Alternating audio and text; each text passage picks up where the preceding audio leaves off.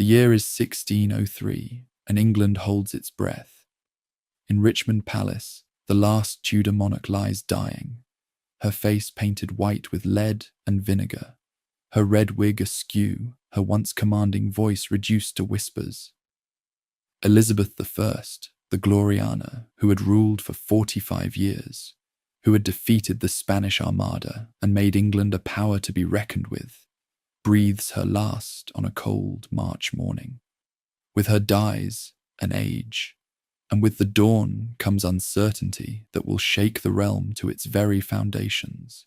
The crown passes to a stranger, James VI of Scotland, now James I of England, a man who speaks with an accent that sounds foreign in English ears, and carries ideas about royal authority that would have horrified the Iron Lady who preceded him. Where Elizabeth had danced delicately around the Commons' prerogatives while asserting her own, the new sovereign arrives from Edinburgh, convinced that rulers govern by divine appointment, accountable to God alone and beholden to no earthly assembly. In the smoky taverns of London and the great halls of country estates, Englishmen who had grown comfortable with their peculiar balance of crown and commons watched this Scottish interloper with growing unease. The first Stuart speaks endlessly of his divine right to rule, as if God himself had whispered the secrets of statecraft into royal ears. Kings are justly called gods, he proclaims from his throne, for that they exercise a manner or resemblance of divine power upon earth. Such words fall strangely on English ears, accustomed to a different tradition, one where even queens must sometimes bend to the will of commons. But the first Stuart brings more than alien theories of governance. He carries with him the religious complexities of a Scotland torn between Presbyterian discipline and Catholic intrigue, and he finds himself thrust into an England where religious tensions simmer just beneath the surface of civil order. The Elizabethan settlement had created an uneasy peace between conforming Anglicans and dissenting Puritans, with Catholics driven underground but never entirely eliminated.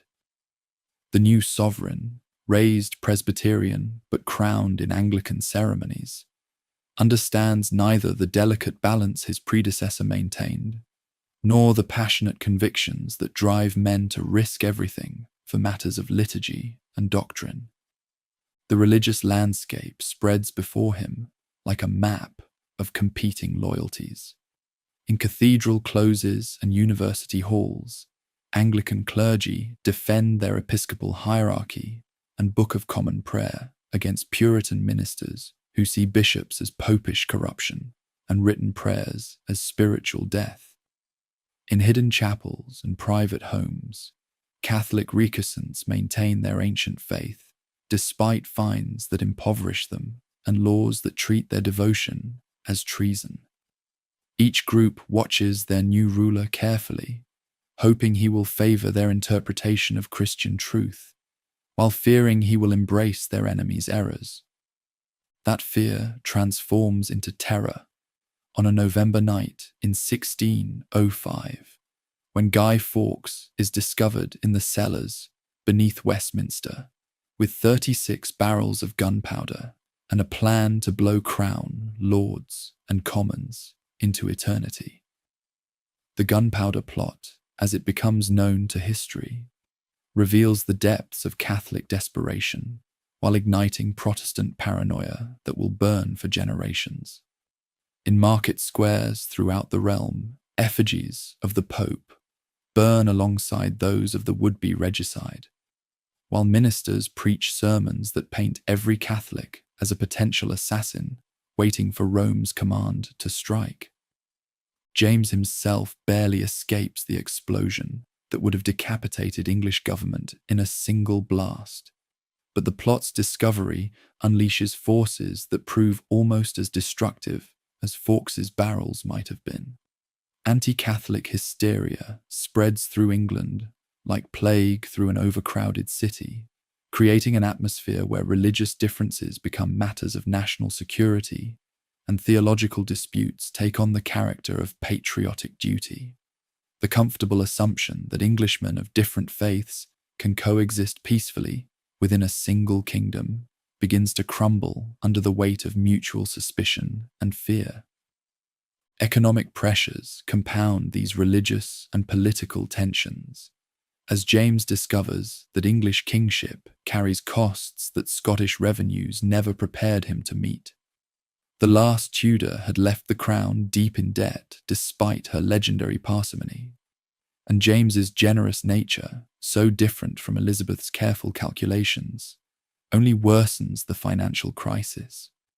Where the Virgin Queen had made virtue of necessity by turning stinginess into statecraft, James showers favourites with gifts the treasury cannot afford, while pursuing foreign policies that drain gold faster than taxation can replenish it. Parliament, traditionally called only when monarchs needed money, finds itself in the unprecedented position of being asked repeatedly for subsidies that exceed anything previous generations had imagined necessary. The members who gather in Westminster Hall listen politely to royal requests for revenue, while privately calculating whether their constituents can bear additional burdens for policies they neither understand nor support. The ancient contract between Crown and Commons, money granted in exchange for grievances addressed, begins to strain under pressures that neither side fully comprehends. James's solution to these mounting pressures reveals both his political inexperience and his fundamental misunderstanding of English governance. Rather than court Parliament through the patient negotiations that Elizabeth had mastered, he increasingly relies on royal prerogative to raise revenue through mechanisms that lawyers question and taxpayers resent. Impositions on trade, forced loans from wealthy subjects, and creative interpretations of feudal obligations provide short-term relief, while creating long-term constitutional crises that his successors will inherit.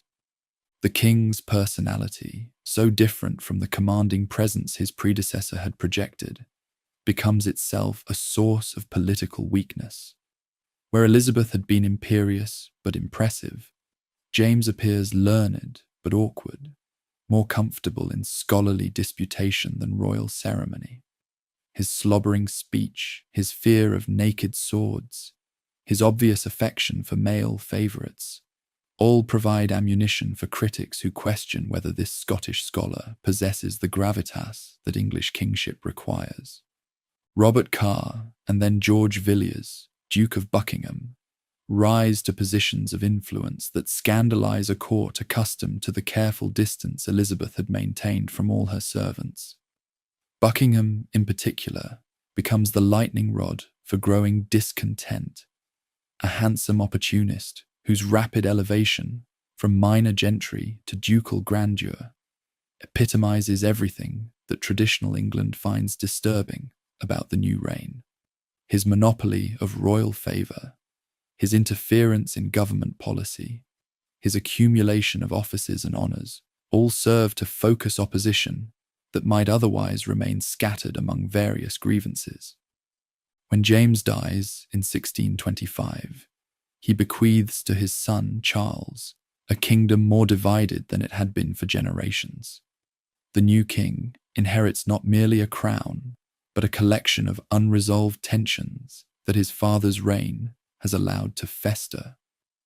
Religious differences that Elizabeth had managed to contain through careful ambiguity have hardened into irreconcilable positions. Constitutional questions that the first Stuart had left unanswered now demand resolution. Financial problems that creative accounting had temporarily masked threaten to overwhelm royal administration. Charles I brings to these inherited challenges a personality even less suited to English political realities than his father's had been. Where James had been garrulous and undignified, but politically flexible, Charles is reserved and ceremonious, but utterly rigid in his convictions. He speaks with a stutter that makes public speaking an ordeal. Yet he believes absolutely in the dignity of kingship and the divine nature of royal authority. His marriage to Henrietta Maria of France, a Catholic princess whose faith scandalizes Protestant England, demonstrates either remarkable political courage or breathtaking insensitivity to public opinion. The new queen brings with her not only personal devotion to Roman Catholicism, but a retinue of French priests and courtiers who seem to embody every English fear about foreign influence and papal intrigue. Her private chapel at Somerset House becomes a focal point for Catholic hopes and Protestant anxieties, a visible reminder that the king's own household harbours the faith that most of his subjects consider treasonous.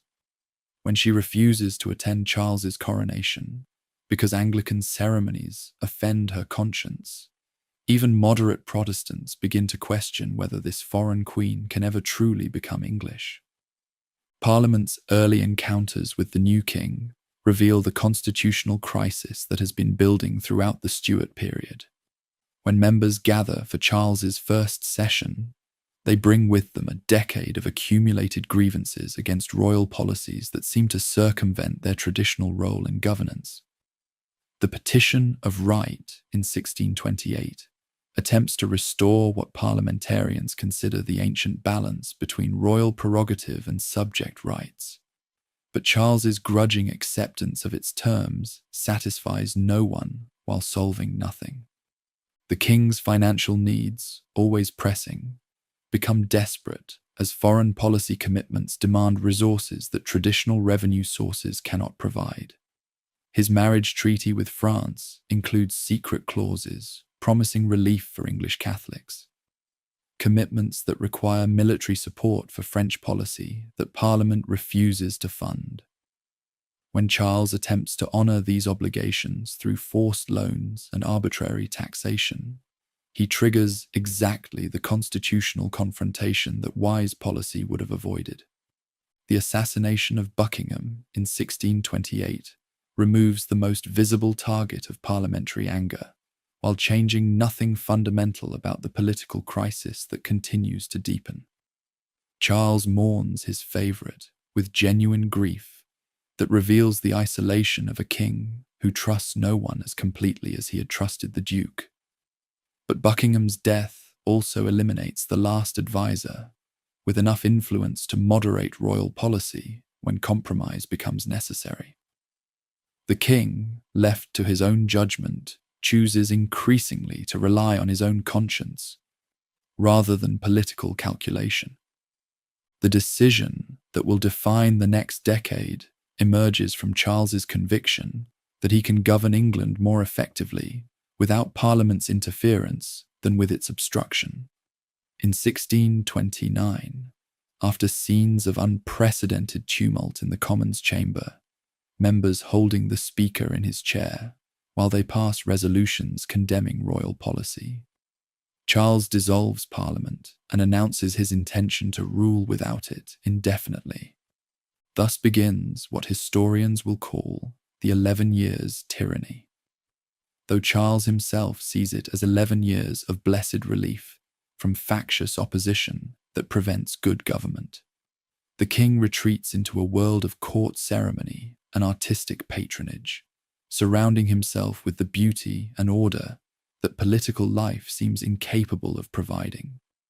Van Dyck's portraits capture this period's atmosphere, a monarch serene in his conviction that divine providence supports his rule, while shadows gather at the edges of the canvas that the artist's skill cannot entirely dispel. To govern without Parliament, Charles must raise revenue without parliamentary consent, a challenge that brings forth ingenious expedients whose legality proves as questionable as their effectiveness. Ship money, traditionally levied on coastal counties to support naval defence, extends throughout the realm as the king's lawyers discover precedents that justify extraordinary measures during extraordinary times. Forest laws, dormant since medieval days, awaken to generate fines from landowners whose estates encroach on boundaries that ancient charters supposedly established. Monopolies multiply as the crown sells exclusive trading privileges that enrich royal favourites while burdening consumers with higher prices. John Hampden, a Buckinghamshire gentleman of moderate means and radical principles, becomes the unlikely hero of constitutional resistance when he refuses to pay ship money on his modest estate. His case winds through courts where royal judges struggle to balance legal precedent against political necessity, ultimately ruling that the king's emergency powers justify taxation without parliamentary consent. But their narrow victory proves Pyrrhic, as Hampden's trial educates the entire kingdom in constitutional arguments that transform tax resistance from mere obstinacy into patriotic duty. Meanwhile, William Laud, elevated to Canterbury in 1633, pursues religious policies that seem designed to drive Puritans either into conformity or out of England entirely. His Beauty of Holiness campaign transforms parish churches throughout the realm, installing altar rails that separate communion tables from congregations, requiring ceremonies that Puritans consider popish superstition, and silencing ministers whose preaching emphasizes predestination over episcopal authority. Laud believes he is restoring ancient traditions that Protestant zealots have corrupted, but to Puritan eyes, he appears to be leading England back toward Roman bondage. The Archbishop's persecution of dissenting ministers creates a steady stream of emigrants sailing for Massachusetts Bay, where Puritan settlers build communities that embody the religious discipline that English authorities refuse to permit. John Winthrop's City Upon a Hill rises in New England soil, nourished by refugees from Laudian oppression, while those who remain in England either submit to ceremonies that violate their consciences or worship in secret conventicles that authorities treat as seditious assemblies. Charles's attempt to impose Anglican uniformity on Scotland proves the fatal miscalculation that destroys his personal rule. The Scottish Kirk, Presbyterian in organisation and Calvinist in doctrine, views episcopal authority as papal tyranny disguised in Protestant vestments. When Laud's liturgy arrives in Edinburgh, it triggers riots that spread throughout the lowlands as ordinary Scots defend their religious traditions against what they perceive as English cultural imperialism.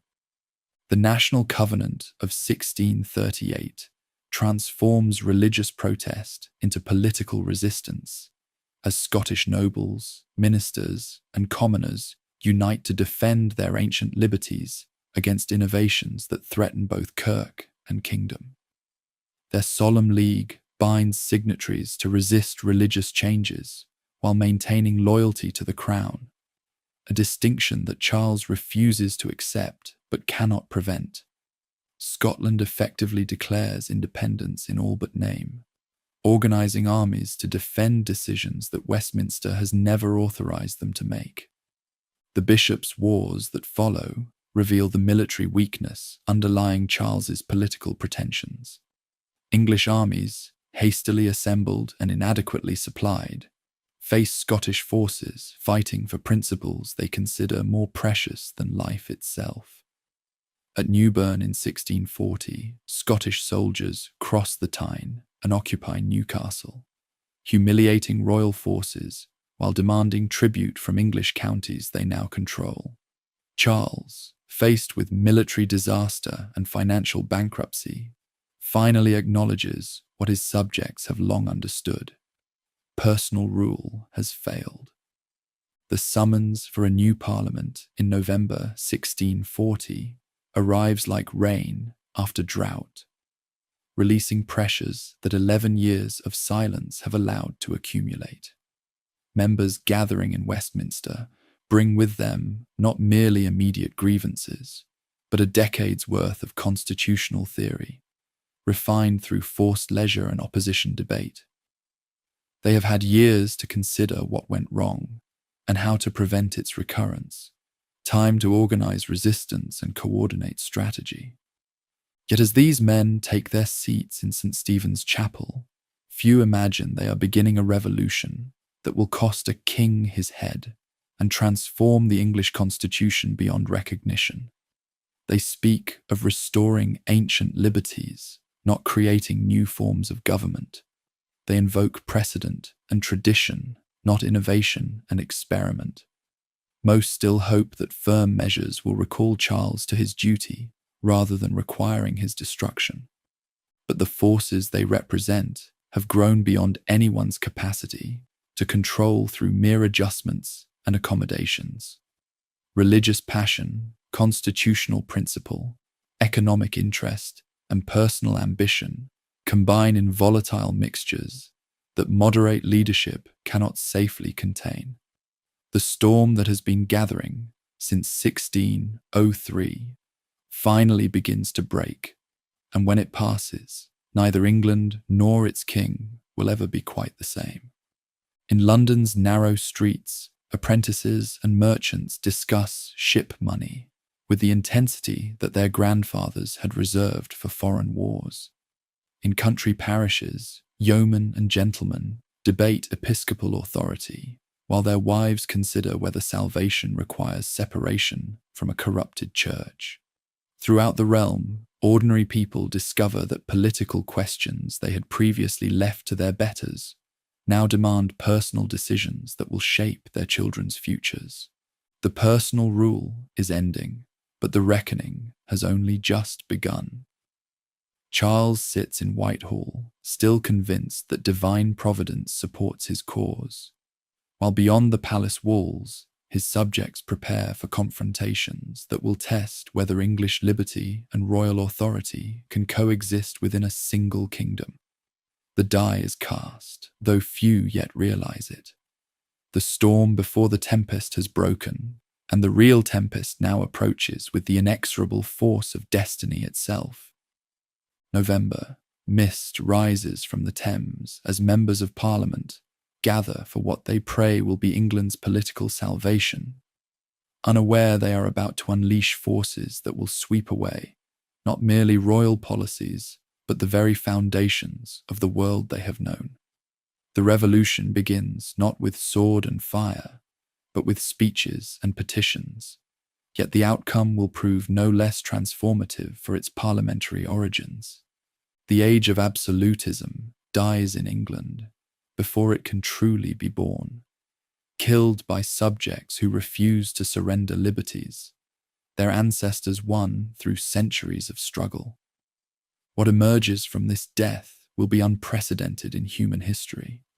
A kingdom where power flows upward from popular consent rather than downward from divine appointment, where even kings must answer to laws they cannot change alone. The tempest awaits, gathering strength in the distance like summer thunder, promising storms that will cleanse the air while shaking the earth itself. November, mist clings to the Thames as members of the Long Parliament gather in Westminster, carrying with them 11 years of accumulated grievances and the pent-up fury of a nation denied its voice. They file into St. Stephen's Chapel like prisoners emerging from a long captivity, blinking in the unfamiliar light of restored power, while calculating how to ensure their jailers can never again lock the doors of representative government. This assembly, history will remember, convenes with powers that no previous legislative body has possessed and wrongs that no previous generation has been forced to endure. John Pym rises from the Middlesex benches with the bearing of a man called to divine judgment. For 2 decades, this Somerset lawyer has watched the monarchy drift toward tyranny, while dreaming of the moment when resistance might become reform. His lean face, carved by years of opposition planning, surveys colleagues who share his determination to ensure that personal rule dies not merely in practice but in possibility. The architect of the coming upheaval understands that this opportunity may never return. The flood of reform begins immediately, sweeping away the legal foundations of Stuart absolutism with systematic thoroughness that reveals how carefully opposition leaders have prepared for this moment. The Court of Star Chamber that engine of monarchical justice which had silenced critics and crushed nonconformists without jury trial, vanishes with a stroke of the legislative pen. The Court of High Commission, Lord's weapon against Puritan ministers, follows into oblivion. Ship money, forest fines, and all the creative taxation schemes that had funded 11 years of personal rule receive formal condemnation as violations of ancient liberties that no emergency can justify. Yet beneath this surface unity lurk divisions that will eventually tear the realm apart. Religious moderates who oppose Laudian innovations nevertheless fear Presbyterian discipline almost as much as popish ceremony. Political conservatives who support reasonable limits on monarchical power worry that excessive reform might encourage popular rebellion against all legitimate governance. Regional representatives who resent London's dominance discover that their grievances against the court do not automatically translate into agreement about alternative arrangements. Pym navigates these treacherous currents with political skill that transforms potential opposition into reluctant cooperation. His speeches invoke tradition rather than innovation, precedent rather than radical experiment. When he calls for the destruction of Thomas Wentworth, Earl of Strafford, he frames the demand not as revolutionary justice, but as ancient necessity. Strafford, recalled from Ireland to serve as the sovereign's chief minister, embodies everything that English liberty fears: arbitrary power clothed in legal forms, efficient government purchased at the price of fundamental rights. The great Earl's trial becomes a theatre where constitutional principles play out as intensely personal drama. Westminster Hall, that ancient seat of English justice, echoes with arguments that will determine whether governmental efficiency can justify arbitrary methods. Strafford, brilliant and supremely arrogant, defends his Irish administration with legal precision that reveals both his intellectual gifts and his profound moral blindness. He speaks eloquently of necessity and emergency, of royal prerogative and executive efficiency, marshalling historical precedents that would prove compelling if they did not threaten to justify tyranny in every corner of the realm. His correspondence, seized from royal archives by parliamentary investigators, reveals the true extent of his ambitions and the crown's secret intentions. Letters speak casually of using the Irish army to reduce this kingdom, meaning England itself, while others discuss importing foreign mercenaries to crush domestic opposition that threatens royal authority. The documentary evidence transforms what might have been merely political disagreement into something approaching high treason, though Strafford's defenders argue passionately that serving royal commands cannot constitute rebellion against royal authority. For 3 weeks, the greatest legal minds in England debate whether a minister's undeniable efficiency can outweigh his method's patent arbitrariness. Strafford's defense, conducted with the formidable skill that had made him indispensable to royal government, demonstrates conclusively that every controversial measure he had taken possessed some legal justification, however strained or creative. Yet Pym and his parliamentary colleagues understand that legal technicalities matter far less than political necessities. If Strafford lives, he will certainly counsel the Crown toward policies that make constitutional government impossible. When legal conviction proves frustratingly difficult, despite overwhelming evidence of tyrannical intent, Pym shifts tactics with ruthless pragmatism that reveals how far parliamentary opposition has travelled from mere constitutional reform. If Strafford cannot be condemned as a criminal under existing law, he must die as a public danger under legislative authority that transcends ordinary legal procedures. The Bill of Attainder that destroys Wentworth requires no proof of specific crimes, only legislative determination that his continued existence threatens the Commonwealth's survival. The precedent chills even those who vote for it, establishing that extraordinary times may require extraordinary measures that ordinary law cannot provide. When the royal favourite walks to his execution on Tower Hill in May 1641, he carries with him not merely his own life, but the ancient principle that royal servants enjoy immunity from parliamentary justice. His death teaches lessons that both sides absorb with uncomfortable clarity. Constitutional resistance can destroy even the most powerful ministers when theory aligns with popular fury, while political disagreement can escalate into personal destruction when moderate voices lose control of revolutionary events. Ireland erupts into rebellion, just as Westminster congratulates itself on restoring English liberties, transforming constitutional crisis into military emergency with devastating suddenness. The October massacres that sweep through Ulster catch Protestant settlers completely unprepared, as Catholic insurgents settle scores accumulated through decades of plantation and systematic dispossession.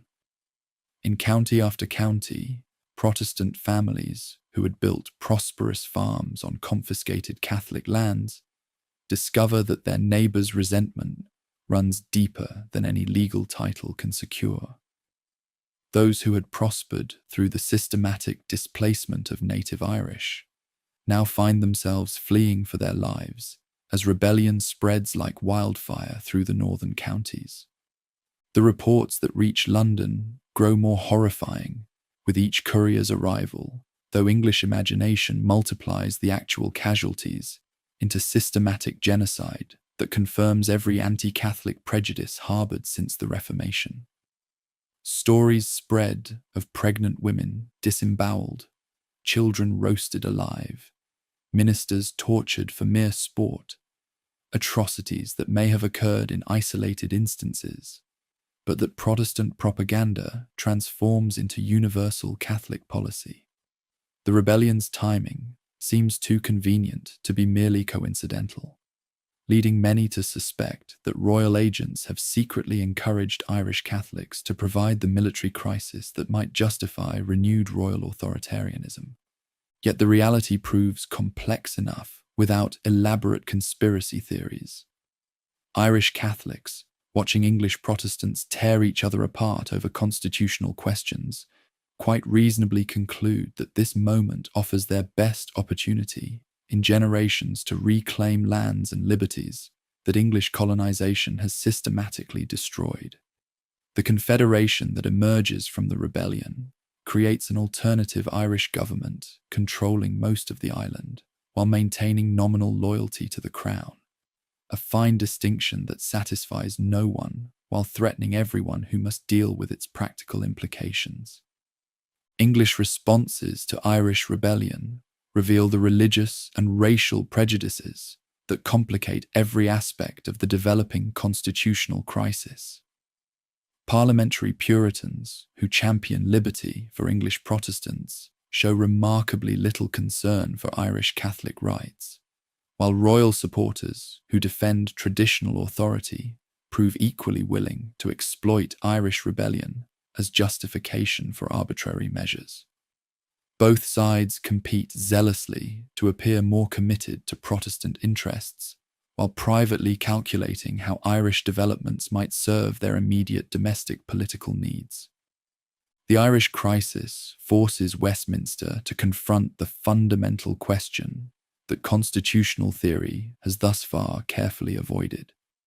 Who commands England's military forces when Crown and Commons disagree fundamentally about their proper use? Traditional law grants the sovereign exclusive authority over armed forces, but traditional practice has always assumed that royal policy serves genuine national interests rather than narrow personal ambition. When members debate whether to grant military authority for Irish suppression, they discover that constitutional precedent provides no clear guidance for situations where loyalty to the crown conflicts directly with loyalty to the realm. Pym seizes this crucial moment to present his masterwork of opposition propaganda, the Grand Remonstrance, a comprehensive indictment of royal policy since the accession of the first Stuart 4 decades earlier. The massive document catalogues systematically every grievance that 38 years of alleged misgovernment have accumulated, from the first James's notorious favoritism through his son's 11 years of personal rule to the present crisis that threatens to engulf the entire kingdom in religious warfare. More importantly, it demands parliamentary control over military appointments and royal councillors, effectively requiring the sovereign to govern through ministers whom Commons explicitly approves. The debates over this revolutionary document reveal how far English politics has travelled from the deferential relationships that previous generations had simply taken for granted. Members who had once spoken respectfully of royal prerogative now question openly whether any single individual possesses wisdom sufficient to govern without serious institutional constraints. Religious discussions that had previously focused on relatively minor ceremonial details now address fundamental questions about the proper relationship between temporal and spiritual authority. Constitutional arguments that had once turned primarily on legal precedent increasingly invoke natural rights that supposedly transcend all historical arrangements. The remonstrance passes by a mere 11 votes after debates that stretch deep into November nights, with exhausted members arguing by flickering candlelight, while London apprentices crowd the corridors outside, demanding immediate action against alleged popish plotters. The devastatingly narrow margin reveals how evenly the kingdom now divides between those who believe reform has already gone far enough, and those who insist it has barely begun. Moderate voices that might have bridged these dangerous differences find themselves systematically shouted down by extremists who see any compromise as outright betrayal and reasonable accommodation as craven surrender. The royal response demonstrates either remarkable personal courage or truly catastrophic political misjudgment. Rather than accept reasonable limits on royal authority that might preserve the essential substance of monarchical power, the sovereign chooses direct confrontation that risks absolutely everything on a single desperate gamble. His attempt to arrest 5 leading members of the Commons in January 1642 transforms abstract constitutional disagreement into intensely personal conflict, creating the dramatic moment that makes peaceful resolution utterly impossible. The scene in St. Stephen's Chapel on that fateful January afternoon captures the revolution's essential character in a single moment of high political theatre that will echo through centuries of constitutional development. The sovereign enters the Commons chamber in person, a violation of parliamentary privilege so unprecedented that even committed royal supporters gasp audibly in shock. His physical presence transforms the sacred space where representatives of the realm normally deliberate into something resembling a royal court, where humble subjects await their master's pleasure. Armed guards wait menacingly outside the chamber doors, their polished steel gleaming in pale winter light that streams through ancient windows, while members sit frozen in their places as history pivots dramatically on a moment's unfolding drama. The monarch approaches the speaker's chair with the measured step of a man who sincerely believes divine providence guides his every action. William Lenthall, that respected lawyer from Oxfordshire, whose family has faithfully served Commons for generations, faces a choice that will define parliamentary independence for all future ages. When the Crown formally demands surrender of the 5 members whom royal authority has accused of high treason, the Speaker must decide whether his ultimate loyalty belongs to the sovereign who had appointed him or to the assembly that has entrusted him with their most sacred proceedings. Lenthall's response becomes the constitutional revolution's founding scripture, words that will be memorized by every future defender of parliamentary government. May it please your majesty, I have neither eyes to see nor tongue to speak in this place, but as the house is pleased to direct me, whose servant I am here. The carefully chosen words, delivered with quiet dignity that masks their truly revolutionary implications, establish definitively that parliamentary officers serve the institution rather than the crown, that representative government possesses its own independent authority, regardless of royal pleasure or displeasure. The sovereign's humiliation completes itself when he discovers that his intended victims have already fled, warned by loyal supporters who absolutely refuse to see parliamentary leaders treated as common criminals. I see all the birds are flown, he mutters bitterly, the seemingly casual words carrying symbolic weight that contemporaries immediately understand. Royal authority has suffered a devastating blow that mere political compromise can never heal, while parliamentary privilege has received recognition that transforms it from procedural courtesy into fundamental constitutional principle. The metaphor proves remarkably prophetic. The birds of parliamentary liberty, once freed from their royal cages, will never again accept captivity. The attempted arrest destroys whatever fragile trust might have survived 11 years of personal rule and 18 months of increasingly radical reform legislation. Members who had previously harbored genuine hopes for reasonable accommodation now prepare grimly for armed resistance, while committed supporters of royal prerogative discover that their sovereign's political judgment simply cannot be trusted with their own personal safety. The constitutional monarchy that moderate reformers had carefully envisioned requires mutual confidence that royal actions have now made completely impossible. Both sides begin preparing systematically for the military conflict that political means can evidently no longer prevent. The Militia Ordinance, passed defiantly without royal consent in March 1642, claims unprecedented parliamentary authority to appoint military commanders for the realm's defence. The Crown responds with ancient commissions of array that invoke traditional feudal obligations to raise armed forces loyal to royal rather than parliamentary authority. Each side formally accuses the other of dangerous innovation against established law while claiming to defend authentic constitutional tradition. The painful choice of sides reveals profound social and geographical divisions that had previously remained hidden beneath England's deceptive political unity. The North and West, where traditional social relationships retain their ancient strength and episcopal authority, still commands widespread respect, generally support the Crown's claims against parliamentary innovation. Here, in isolated manor houses and conservative market towns, the old world stubbornly persists.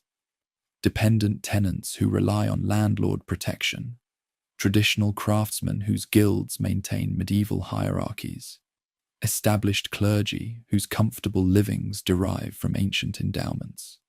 These communities see parliamentary resistance as dangerous experimentation that threatens stable relationships carefully built over many generations. The South and East, where dynamic commercial relationships have significantly weakened feudal bonds, and Puritan preaching has successfully challenged religious hierarchy, mostly embrace parliamentary resistance to alleged royal tyranny. London's wealthy merchants, Bristol's cloth traders, Norwich's innovative manufacturers, these men have built substantial fortunes through individual initiative rather than inherited privilege. Their accumulated wealth depends critically on legal protections that arbitrary government directly threatens, while their religious convictions emphasize personal relationship with divine authority over institutional mediation. For them, parliamentary supremacy represents not dangerous innovation, but absolutely necessary defense of liberties that successful economic development requires. Yet these broad social patterns contain numerous striking exceptions that demonstrate how personal loyalty, immediate local circumstances, and individual conscience complicate any simple analysis of the conflict's underlying social meaning. In Yorkshire, Sir Thomas Fairfax chooses Parliament, while most of his neighbours enthusiastically support the Crown, dividing an entire county between competing loyalties that will soon produce competing armies. Throughout England, ancient noble families split bitterly between Crown and Commons, as sons choose very differently than their fathers, while brothers find themselves on opposite sides of constitutional questions that neither generation has previously faced. Women throughout the realm face particularly complex and painful choices, as traditional authority structures crumble around them with frightening speed. Those whose husbands and fathers support the Crown discover that political loyalty may require managing extensive estates and complex businesses, while male relatives serve in royal armies far from home. Parliamentary supporters must consider seriously whether political resistance justifies the inevitable social upheaval that extended military conflict will certainly bring to their communities.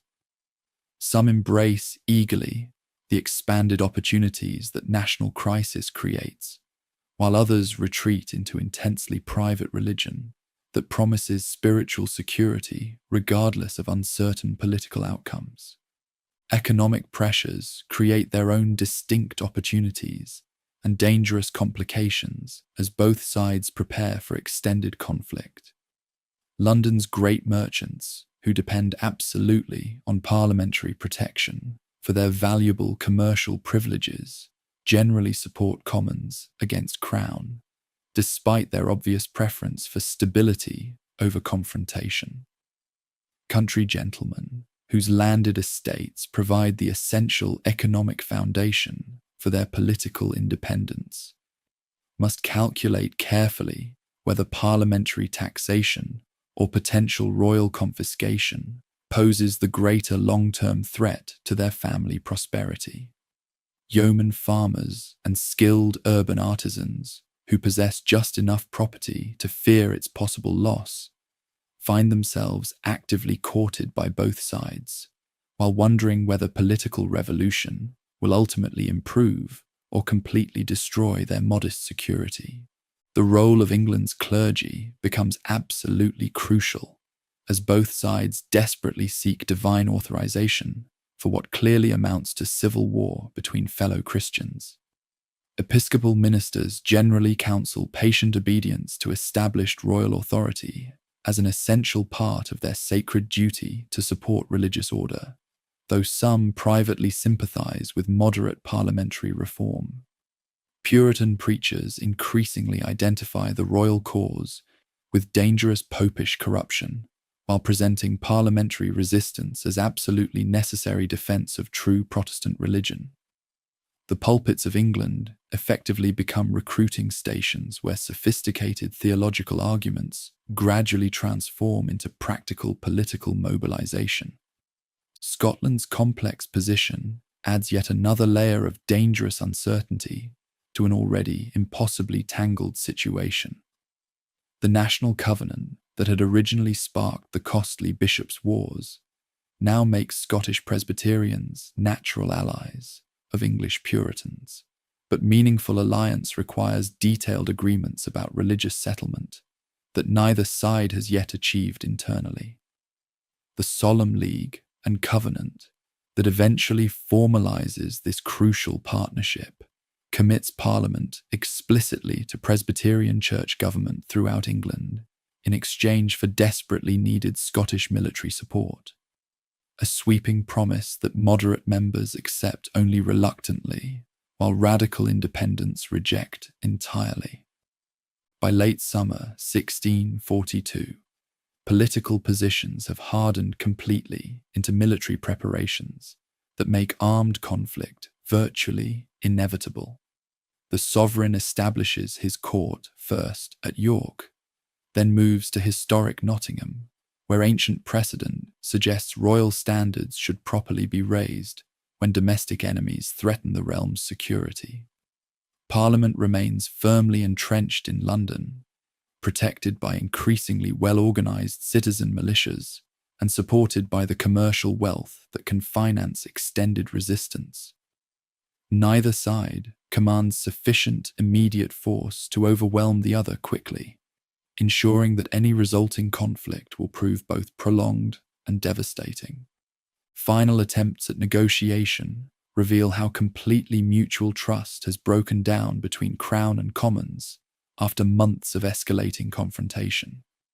Parliamentary commissioners who travel north to meet the sovereign at York discover that even personal conversations cannot possibly bridge disagreements now rooted in fundamentally incompatible theories of government. Royal offers of limited compromise satisfy absolutely no one, while convincing both sides that their opponents negotiate in complete bad faith. The 19 propositions that Parliament formally presents as non-negotiable terms for peaceful settlement effectively demand royal acceptance of constitutional monarchy so complete that traditional prerogative would disappear entirely. On August 22nd, 1642, the royal standard rises ceremoniously over Nottingham Castle in a formal ceremony that officially begins the English Civil War. The sovereign's proclamation speaks stirringly of defending ancient laws against dangerous parliamentary innovation, while calling upon all loyal subjects to rally immediately to their rightful monarch's threatened cause. Parliament's defiant response declares that royal policies threaten the fundamental liberties that make English freedom possible, while summoning the realm's true defenders to preserve constitutional government against arbitrary power that threatens everyone's security. Neither side yet fully understands the terrible forces they have now unleashed, or the comprehensive destruction that inevitably follows when political disagreement escalates into sustained military conflict between neighbours. The war that begins with elaborate ceremonies and formal proclamations will soon consume the precious lives of family members, lifelong friends, and trusted neighbours who discover that abstract constitutional principles require concrete choices between competing loyalties that tear communities apart. England enters a devastating decade of revolution that will test definitively whether any kingdom can survive when its people disagree fundamentally about the proper relationship between legitimate authority and individual liberty. The slide into war reaches its seemingly inevitable conclusion as autumn winds scatter the dead leaves around Nottingham's ancient stone walls. The constitutional crisis that had begun with Scottish resistance to religious innovation has now become English civil war over political revolution that threatens to destroy the realm entirely. What had started hopefully as modest reform has become dangerous rebellion. What had begun as principled resistance has become complete revolution. The kingdom that had seemed so remarkably stable under Elizabeth's long rule now fragments into competing armies, led by sincere men who pray earnestly to the same God while preparing to kill each other for utterly incompatible visions of how divine will should govern earthly kingdoms. The die is cast, the Rubicon definitively crossed, the point of no return forever past. England begins its great and terrible experiment in revolutionary government, while the Crown prepares its determined counter-revolution to restore traditional authority that has sustained the realm for centuries. Blood will soon flow freely in English fields, as Englishmen discover that some fundamental differences simply cannot be compromised away, but must be settled through the harsh arbitration of sword and musket, pike and cannon. The storm has finally broken in all its fury, and only complete victory can possibly bring the blessed sunshine of lasting peace. August winds scatter the dying leaves around Nottingham Castle, as the sovereign's standard snaps defiantly against an iron-grey sky. The ceremony marking the formal beginning of hostilities carries all the pageantry that tradition demands, yet something hollow echoes in the herald's proclamation, calling loyal subjects to their monarch's defense. Both sides understand that this ritual merely acknowledges what everyone already knows. England has begun the bloody work of tearing itself apart, brother against brother, neighbour against neighbour, in a conflict that will test whether a kingdom can survive when its people disagree about the very nature of legitimate government. The armies that gather in those first autumn months resemble nothing so much as armed philosophical debates given physical form. Neither faction possesses professional forces adequate for sustained warfare, relying instead on hastily recruited militia whose enthusiasm far exceeds their training. Country gentlemen who have read classical histories of ancient battles discover that Plutarch's tactics translate poorly to English fields, while yeoman farmers and village craftsmen who expected brief service find themselves committed to struggles that will consume years of their lives and transform their understanding of what it means to be English. Robert Devereux, Earl of Essex, leads Westminster's forces southward from London with the ponderous dignity of a man convinced he serves ancient liberties against recent tyrannies. His host carries banners proclaiming, "For God and the laws," words that capture the moderate hopes of legislators who still pray that firm action will recall their sovereign to constitutional duty rather than require his destruction. These men march not as rebels, but as loyal subjects defending traditional rights against arbitrary innovations that threaten the foundations of English freedom. Robert Bertie, Earl of Lindsey, commands the monarchist forces with equal conviction that divine providence supports his cause against seditious subjects who cloak rebellion in legal rhetoric. His soldiers wear badges declaring loyalty to the true Protestant religion, the laws of the land, the liberty of the subject, and the privilege of Westminster. A formulation so similar to their enemy's motto that casual observers might wonder what fundamental principle actually divides these armies, preparing to shed each other's blood across the familiar landscapes of their shared homeland. Both commanders quickly discover that raising troops proves far easier than controlling them once battle approaches. The gentlemen volunteers who provide officer leadership bring courage and social authority, but little practical experience of military command under fire. The farmers and artisans who fill the ranks possess individual bravery, but lack the collective discipline that transforms civilian crowds into effective fighting units. Most sobering of all, the financial resources needed to sustain extended campaigns simply do not exist in quantities adequate for either side's ambitions. The first major test of strength comes at Edgehill on October 23rd, near the Warwickshire village of Kinnerton, where amateur enthusiasm meets the harsh realities of organised violence. Prince Rupert of the Rhine, the sovereign's nephew and veteran of European wars, leads the royalist cavalry in a charge that epitomizes both the magnificence and the tactical limitations of aristocratic warfare. His horsemen scatter Essex's opposing cavalry with contemptuous ease, but their pursuit of fleeing enemies extends far beyond any strategic necessity, opening dangerous gaps in the loyalist line. The prince brings continental expertise to English battlefields, unprepared for professional warfare, yet his men fight more like gentlemen pursuing stags than soldiers, executing coordinated tactics. They possess superb individual horsemanship, learned in hunting fields and sporting contests. But they lack the disciplined formations that transform cavalry charges from glorious gestures into decisive battlefield instruments. Victory in individual combat means nothing if it sacrifices collective advantage to personal glory. Meanwhile, the infantry formations crash together in a confused melee where personal courage matters more than tactical sophistication, where ancient grudges between neighbouring families explode into mortal combat fought with pike and sword. Sir Edmund Verney, the sovereign's standard-bearer and childhood companion, dies defending the colours he has carried through decades of peaceful court ceremonies. His death symbolises the transformation of political pageantry into fraternal slaughter, of abstract constitutional theory into concrete choices between life and death.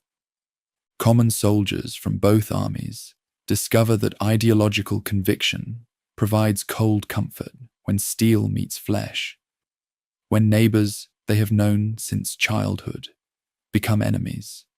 They must kill or be killed by. The wounded and dying, scattered across Kinnerton's fields by evening, represent more than tactical failure. They embody the collapse of assumptions about English exceptionalism, about the possibility of resolving fundamental disagreements through civilized negotiation rather than barbarous warfare. The battle's inconclusive outcome frustrates commanders who had expected decisive victory to settle political questions that months of debate could not resolve. Neither side can claim triumph, despite casualties that shock a nation unaccustomed to such bloodshed between fellow subjects. The strategic situation favours Westminster forces, whose London base provides financial resources so that provincial strongholds cannot match. But immediate tactical success eludes both armies as they withdraw to lick their wounds while planning future campaigns. London's wealth, its control of customs revenues, and its access to international credit create advantages that all the sovereign's rural supporters cannot overcome through enthusiasm alone. More importantly, the capital's apprentices and merchants possess political consciousness that transforms military service from feudal obligation into ideological commitment. When these citizen soldiers march to confront royal forces at Turnham Green, they understand exactly what they fight to preserve: commercial privileges and religious freedoms that arbitrary government threatens to destroy. The conflict's regional character becomes apparent as local grievances merge with national issues to create a patchwork of separate struggles, nominally united under competing banners. In Yorkshire, the Fairfax family wages private war against neighbours whose political loyalties differ from their own, turning familiar countryside into contested territory where family relationships determine military allegiances. The West Country divides between clothing towns, where Puritan merchants support Westminster, and agricultural districts where traditional hierarchies favour the throne, creating a geographic pattern that reflects deeper social and economic divisions. Each county develops its own version of the larger struggle, fought with the peculiar intensity that only civil war between neighbours can generate. Ancient boundary disputes become military objectives. Personal slights transform into strategic considerations, and religious differences that had once coexisted uneasily within shared communities explode into mutual accusations of heresy and treason. The war becomes simultaneously national and intensely local, a conflict over abstract principles that plays out through the most concrete personal relationships. Religious passion adds cosmic dimensions to political disagreement, transforming disputes about governmental authority into struggles between divine and satanic forces that admit no compromise or accommodation. Puritan preachers identify the sovereign's cause with popish corruption, while presenting their own resistance as necessary defense of true Protestant faith against Antichrist's final assault. Episcopal ministers respond by condemning rebellion against divinely appointed rulers, while questioning whether subjects can serve God by defying his earthly representative. Every skirmish becomes a theological judgment, every victory proof of divine favor, every defeat evidence of insufficient faith or hidden sin. Soldiers pray before battles with the same intensity they bring to combat, understanding their service as spiritual calling rather than mere political obligation. This fusion of material and spiritual purposes creates motivation that transcends immediate tactical considerations, while making negotiated settlement increasingly difficult to achieve. The role of common soldiers evolves as initial enthusiasm encounters the harsh realities of extended military service that disrupts every aspect of civilian life. Men who enlisted expecting brief campaigns discover that war requires abandoning families and livelihoods for indefinite periods without adequate compensation or clear prospects for return. Desertion rates climb steadily as harvest seasons arrive, and troops must choose between military duty and economic survival, between abstract political principles and immediate family needs. Both sides struggle to maintain forces whose voluntary character makes traditional military discipline impossible to enforce consistently. Officers cannot simply execute deserters when their authority rests on popular consent rather than royal commission. Soldiers who serve from conviction rather than compulsion require different motivational techniques than professional armies employ, creating organizational challenges that neither side initially anticipates or adequately addresses. Oliver Cromwell emerges from this chaos as the conflict's most innovative commander, though few recognize his genius during these early campaigns when his methods seem eccentric compared to conventional military wisdom. The Huntingdon gentleman brings to warfare the same methodical approach that has made him successful in farming and local governance, understanding that amateur armies require different leadership techniques than professional forces trained from childhood for military service. Where aristocratic officers rely on inherited authority and traditional deference, Cromwell creates discipline through shared religious conviction and demonstrated competence. Where conventional cavalry charges with magnificent disorder that prioritizes individual glory over collective effectiveness, his Ironsides advance in coordinated formations that maintain tactical coherence regardless of battlefield conditions. His innovations reflect deeper understanding of the social revolution that civil conflict has unleashed throughout English society. The transformation begins in the fenlands of eastern England, where Cromwell recruits yeoman farmers and village craftsmen who understand mechanical precision better than most gentlemen comprehend military strategy. These men, raised in communities where Puritan preaching emphasizes individual responsibility within collective discipline, prove remarkably adaptable to tactical methods that emphasize coordination over heroism. They drill with the same methodical attention to detail they bring to agricultural work, understanding that survival depends on mutual support rather than personal courage. Cromwell's troopers pray before engagements with the same intensity they bring to combat, singing psalms while advancing against enemies they identify with biblical oppressors. This religious dimension proves as significant as tactical innovation, creating esprit de corps that aristocratic commanders cannot replicate through traditional appeals to honor and social obligation. The fusion of spiritual and material purposes transforms individual fear into collective determination, while providing motivation that transcends immediate political considerations. The new model army, created by Westminster Ordinance in 1645, represents the logical culmination of lessons learned through 3 years of amateur warfare that has gradually evolved toward professional competence. Sir Thomas Fairfax's appointment as Commander-in-Chief brings systematic organization to forces that have suffered too often from incompetent leadership based on social rank rather than military ability. The self-denying ordinance removes members of both houses from active command, eliminating political considerations that have prevented effective strategic coordination between competing parliamentary factions.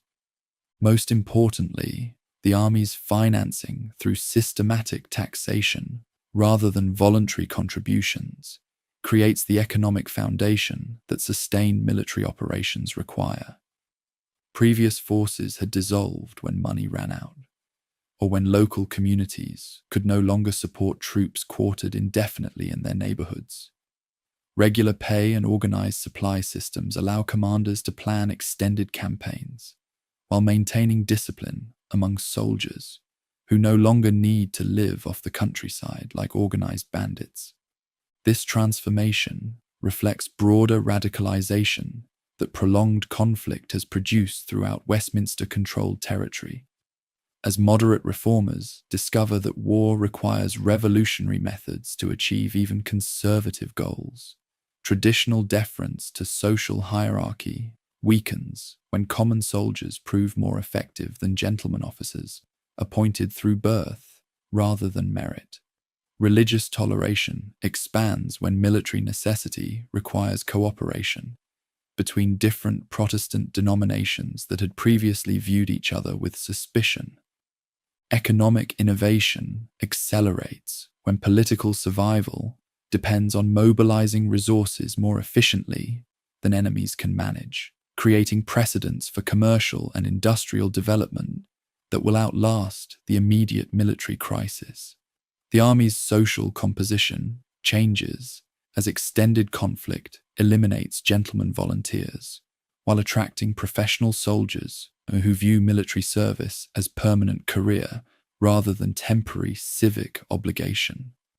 These men develop corporate identity that transcends regional loyalties, religious affiliations, and traditional social backgrounds.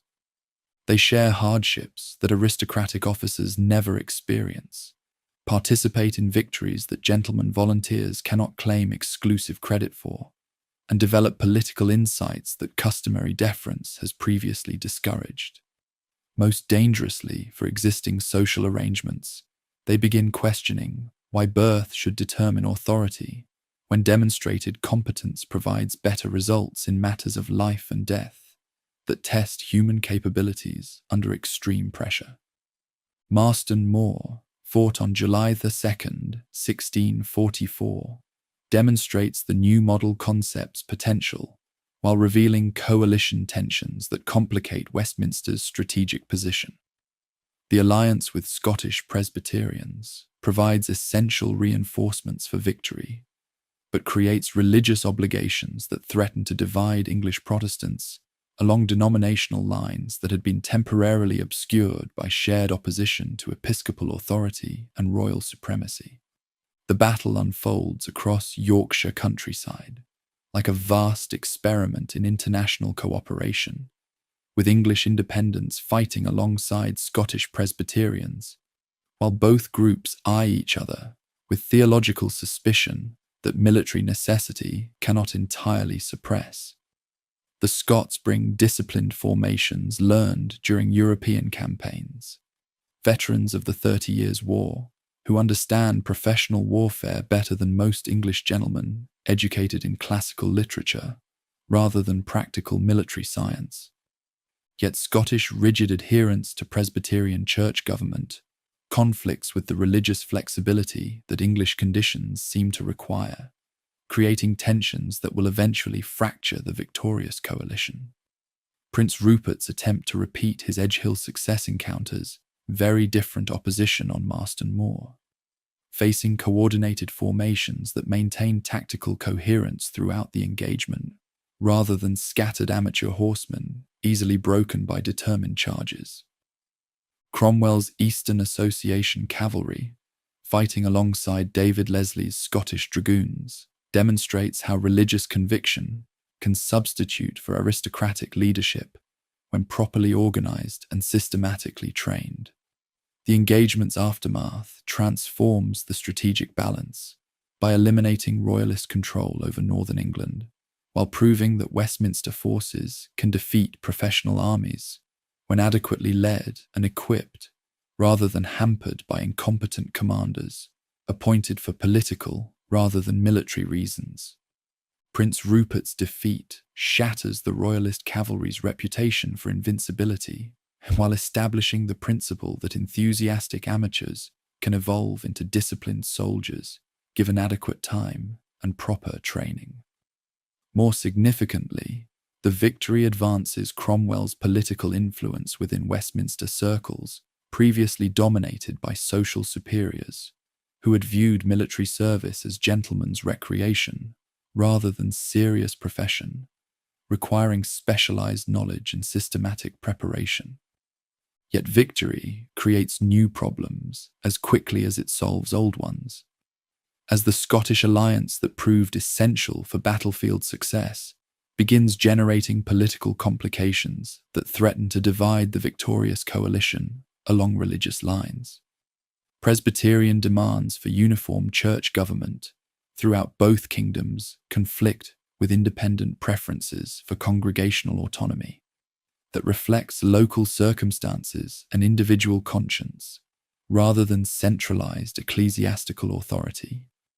Naseby, fought on June 14, 1645, effectively ends the First Civil War by destroying the sovereign's last effective army, while revealing how completely military dynamics have shifted since the amateur campaigns of 1642. Fairfax's tactical coordination reduces royalist forces to scattered remnants incapable of sustained resistance, while systematic pursuit prevents the kind of recovery that had allowed earlier defeats to be overcome through renewed recruitment and foreign assistance. The capture of the monarchist correspondence proves particularly damaging because the documents reveal extensive negotiations with foreign Catholic powers that contradict public protestations of Protestant loyalty. These papers provide Westminster with propaganda advantages that discredit moderate royalists who might otherwise support negotiated settlement, transforming what could have been political disagreement into apparent treason against national interests and religious identity. When published throughout Westminster territory, the letters eliminate whatever remaining trust might have survived years of mutual recrimination and military conflict. Secret promises to Irish Catholics and continental monarchs expose the extent to which desperate circumstances have driven the sovereign toward alliances that his own supporters find politically and religiously objectionable, undermining claims that resistance to royal authority constitutes rebellion against legitimate government. Siege warfare assumes increasing importance as the conflict evolves from amateur enthusiasm toward professional competence, with traditional castles and hastily fortified towns becoming strategic objectives whose capture or defense determines regional control. The techniques of systematic investment, artillery bombardment, and coordinated assault gradually replace the cavalry charges and pike formations that characterized earlier engagements, requiring engineering skills that prove as valuable as personal courage. Logistical organization matters more than individual heroism, as armies learn to sustain extended operations through careful planning rather than improvised expedients. The ability to maintain supply lines, coordinate between different military units, and adapt tactics to local conditions becomes more important than the kind of aristocratic leadership that had dominated earlier phases of the conflict, when warfare resembled enlarged sporting contests more than systematic political instruments. The social impact of prolonged warfare extends far beyond immediate military casualties to reshape relationships throughout English society in ways that peacetime politics could never have achieved.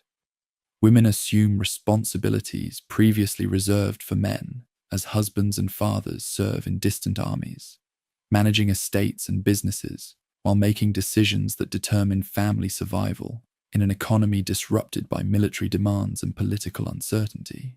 Lucy Hutchinson manages her husband's Nottinghamshire properties while he serves in Westminster forces, discovering administrative capabilities that traditional gender roles had never allowed her to develop.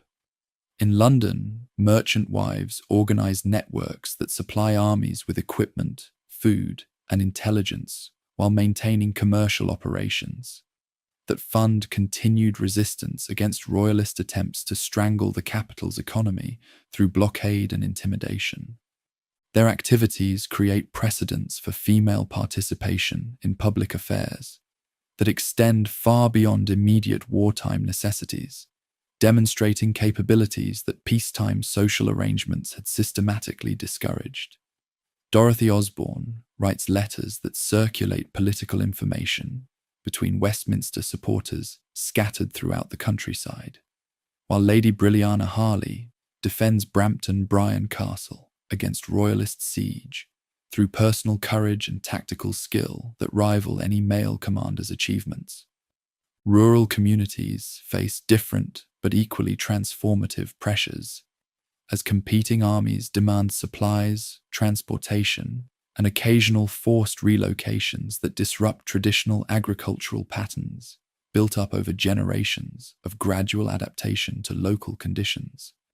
Farmers must calculate not merely which crops will feed their families, but which political allegiances will protect their harvests from confiscation by hostile forces that treat enemy territory as legitimate source of military supplies.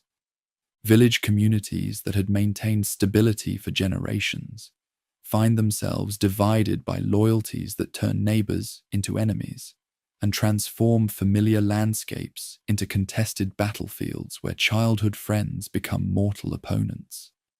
The economic disruptions create opportunities for social advancement that peacetime hierarchies would have prevented indefinitely, as blacksmiths who manufacture weapons for local forces accumulate wealth that elevates their families above traditional stations.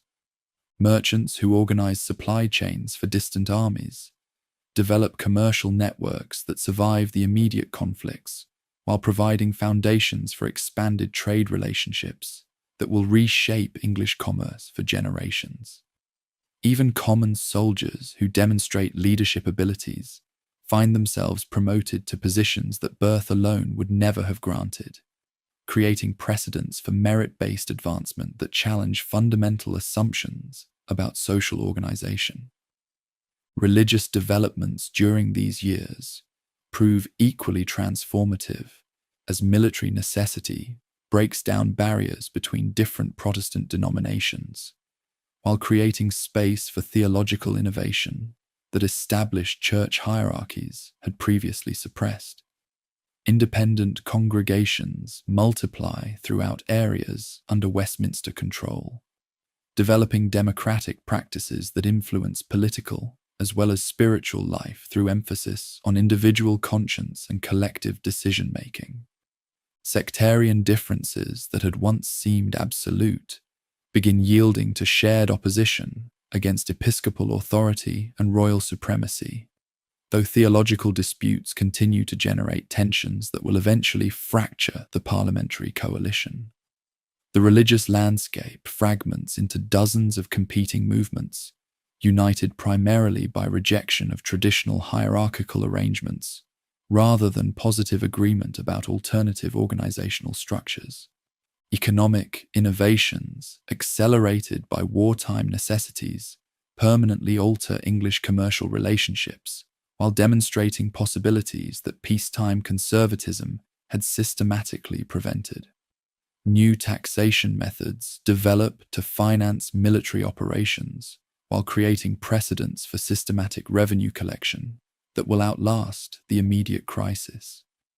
Banking techniques expand to handle complex financial transactions that armies require, while industrial production adapts to military needs while developing capacity that will serve peacetime purposes.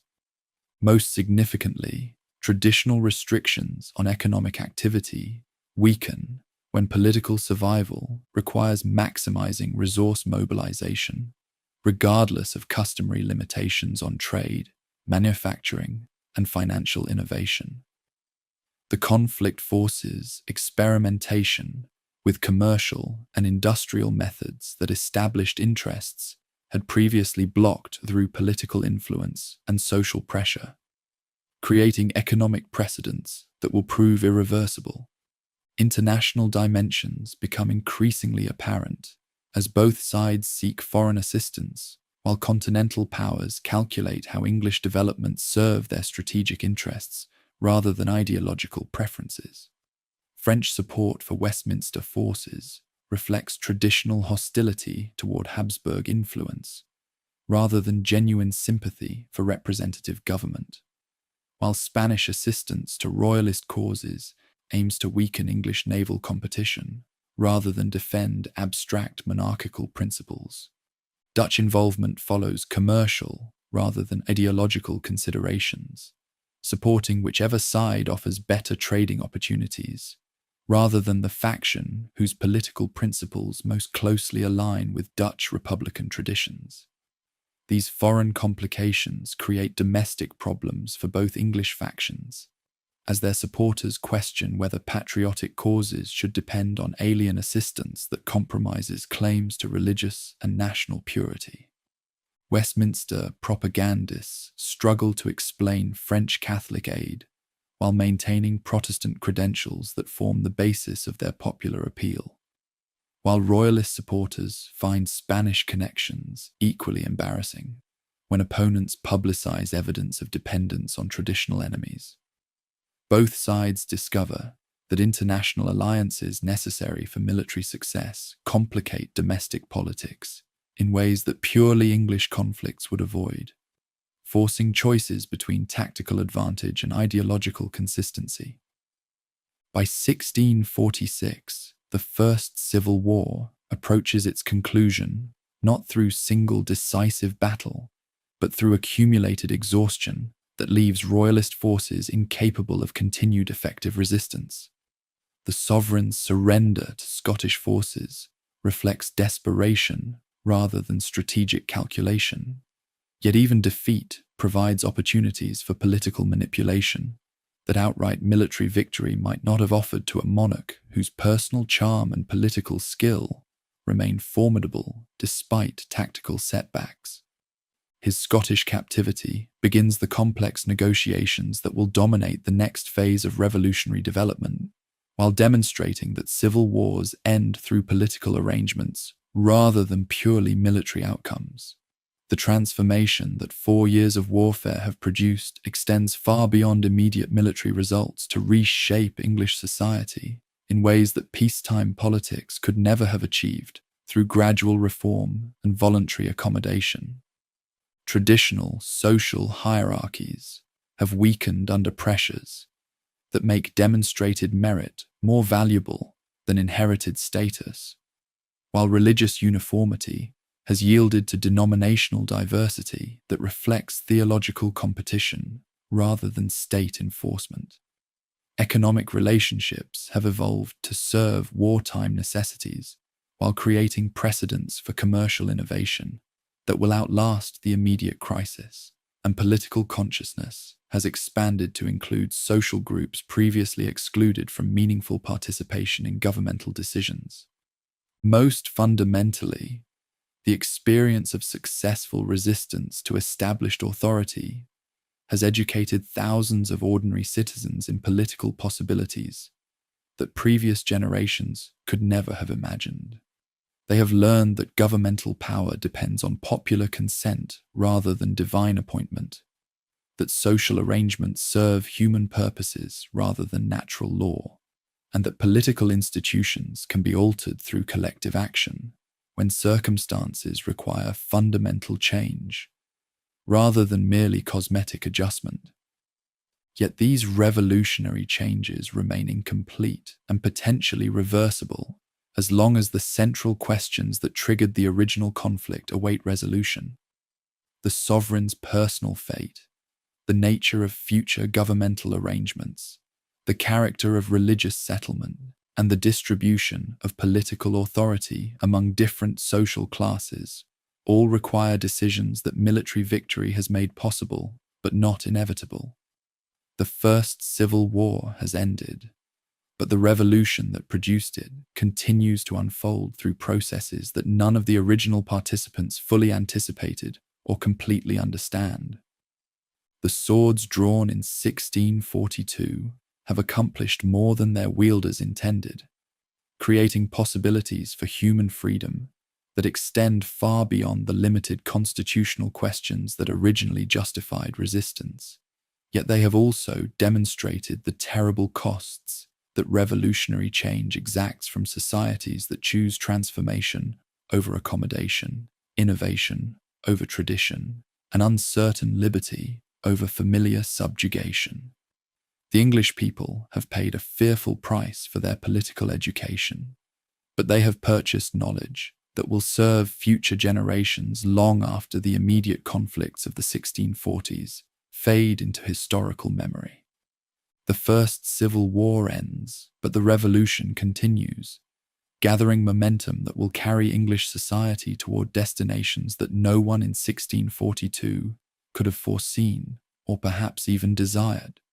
Victory brings its own perils, as the triumphant Westminster coalition discovers when military success dissolves the shared dangers that had temporarily united incompatible factions. The sovereign's surrender to Scottish forces in May 1646 eliminates the immediate external threat, while exposing the fundamental disagreements that tactical necessity had masked for 4 years. Without enemy armies to fight, former allies find themselves confronting each other across ideological chasms that prove as unbridgeable as any geographical barrier. The revolution that began with constitutional reform now faces its most dangerous moment: the fragmentation of revolutionary unity when victory seems within reach. The army of the Eastern Association encamps around London like a watchful guardian whose loyalties have become questionable to those it ostensibly protects. These men, transformed from amateur volunteers into professional soldiers, through years of shared hardship and religious enthusiasm, discover that their political education has proceeded far beyond their original mandate. Where once they fought simply to defend traditional liberties against arbitrary innovation, they now envision fundamental changes in social organization that terrify the moderate gentry who had assumed military victory would restore familiar arrangements under new management. Westminster itself divides between Presbyterian and independent factions, whose theological differences mask deeper disagreements about the revolution's proper limits.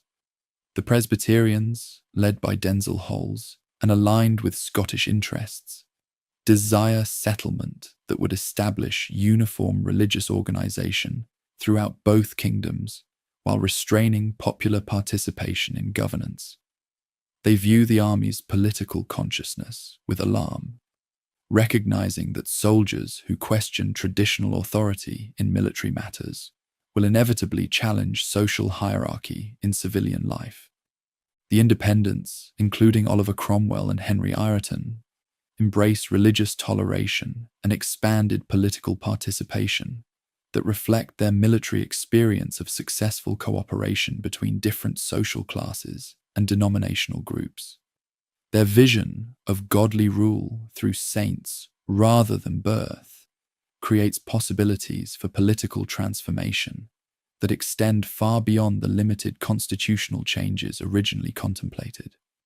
Yet even they hesitate before the logical implications of principles they have championed when those principles threaten their own social position. The king, confined at Holmby House under nominal Scottish protection but actual English control, proves far from defeated despite his military situation.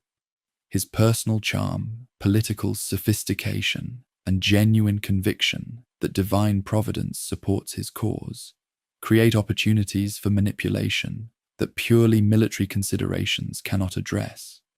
Each faction competing for control of the revolutionary settlement requires his cooperation to legitimize their authority, giving him bargaining power that battlefield defeat should have eliminated entirely. His correspondence, maintained through networks that parliamentary oversight cannot entirely suppress, reveals the extent to which he views current circumstances as temporary setback rather than permanent defeat. Letters to his wife in France speak confidently of restoration through foreign intervention or domestic reconciliation, while communications with potential allies throughout the three kingdoms demonstrate his continued capacity to influence events despite physical captivity. The Scots, having delivered him to English custody in exchange for payment of their military expenses, discover that their religious objectives conflict with their political interests in ways that careful calculation had not anticipated. Presbyterian uniformity throughout both kingdoms serves Scottish ecclesiastical ambitions, while potentially subordinating Scotland to English authority in ways that threaten national independence. The alliance that proved essential for military victory against episcopal and royal tyranny begins generating problems that victory cannot solve. Religious passion, which had provided such powerful motivation during active warfare, becomes a source of division when competing interpretations of divine will produce incompatible political programs.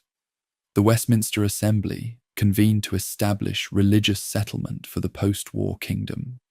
Fragments along lines that reflect not merely theological disagreement, but fundamental differences about the relationship between spiritual and temporal authority. Presbyterians seek systematic organization that would ensure doctrinal uniformity while maintaining clerical independence from lay interference. Independents advocate congregational autonomy that reflects local circumstances and individual conscience, while preventing any single religious authority from dominating political decisions. More radical religious groups, emboldened by revolutionary success and convinced that millennium approaches, advance proposals that terrify moderate opinion, while inspiring popular enthusiasm among social groups previously excluded from political participation. Baptists question infant baptism while advocating adult conversion that implies fundamental equality between all regenerate souls regardless of social origin. Levelers combine religious enthusiasm with political theory that extends democratic participation to previously unenfranchised classes, while limiting governmental authority over individual conscience.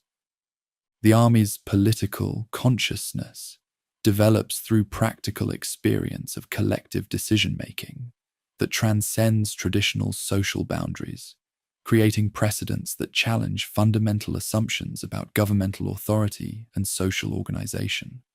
Regimental councils where common soldiers debate policy alongside officers demonstrate possibilities for popular participation that extend far beyond anything contemplated by moderate reformers. When these councils begin articulating comprehensive political programs, they transform military organization into a school for democratic theory that threatens existing arrangements throughout English society. The Leveller movement emerges from this military democracy, though its intellectual foundations extend beyond purely army concerns to encompass broader questions about the proper relationship between governors and governed. John Lilburne, William Walwyn, and Richard Overton developed systematic critiques of traditional authority that ground political legitimacy in popular consent rather than historical precedent or divine appointment.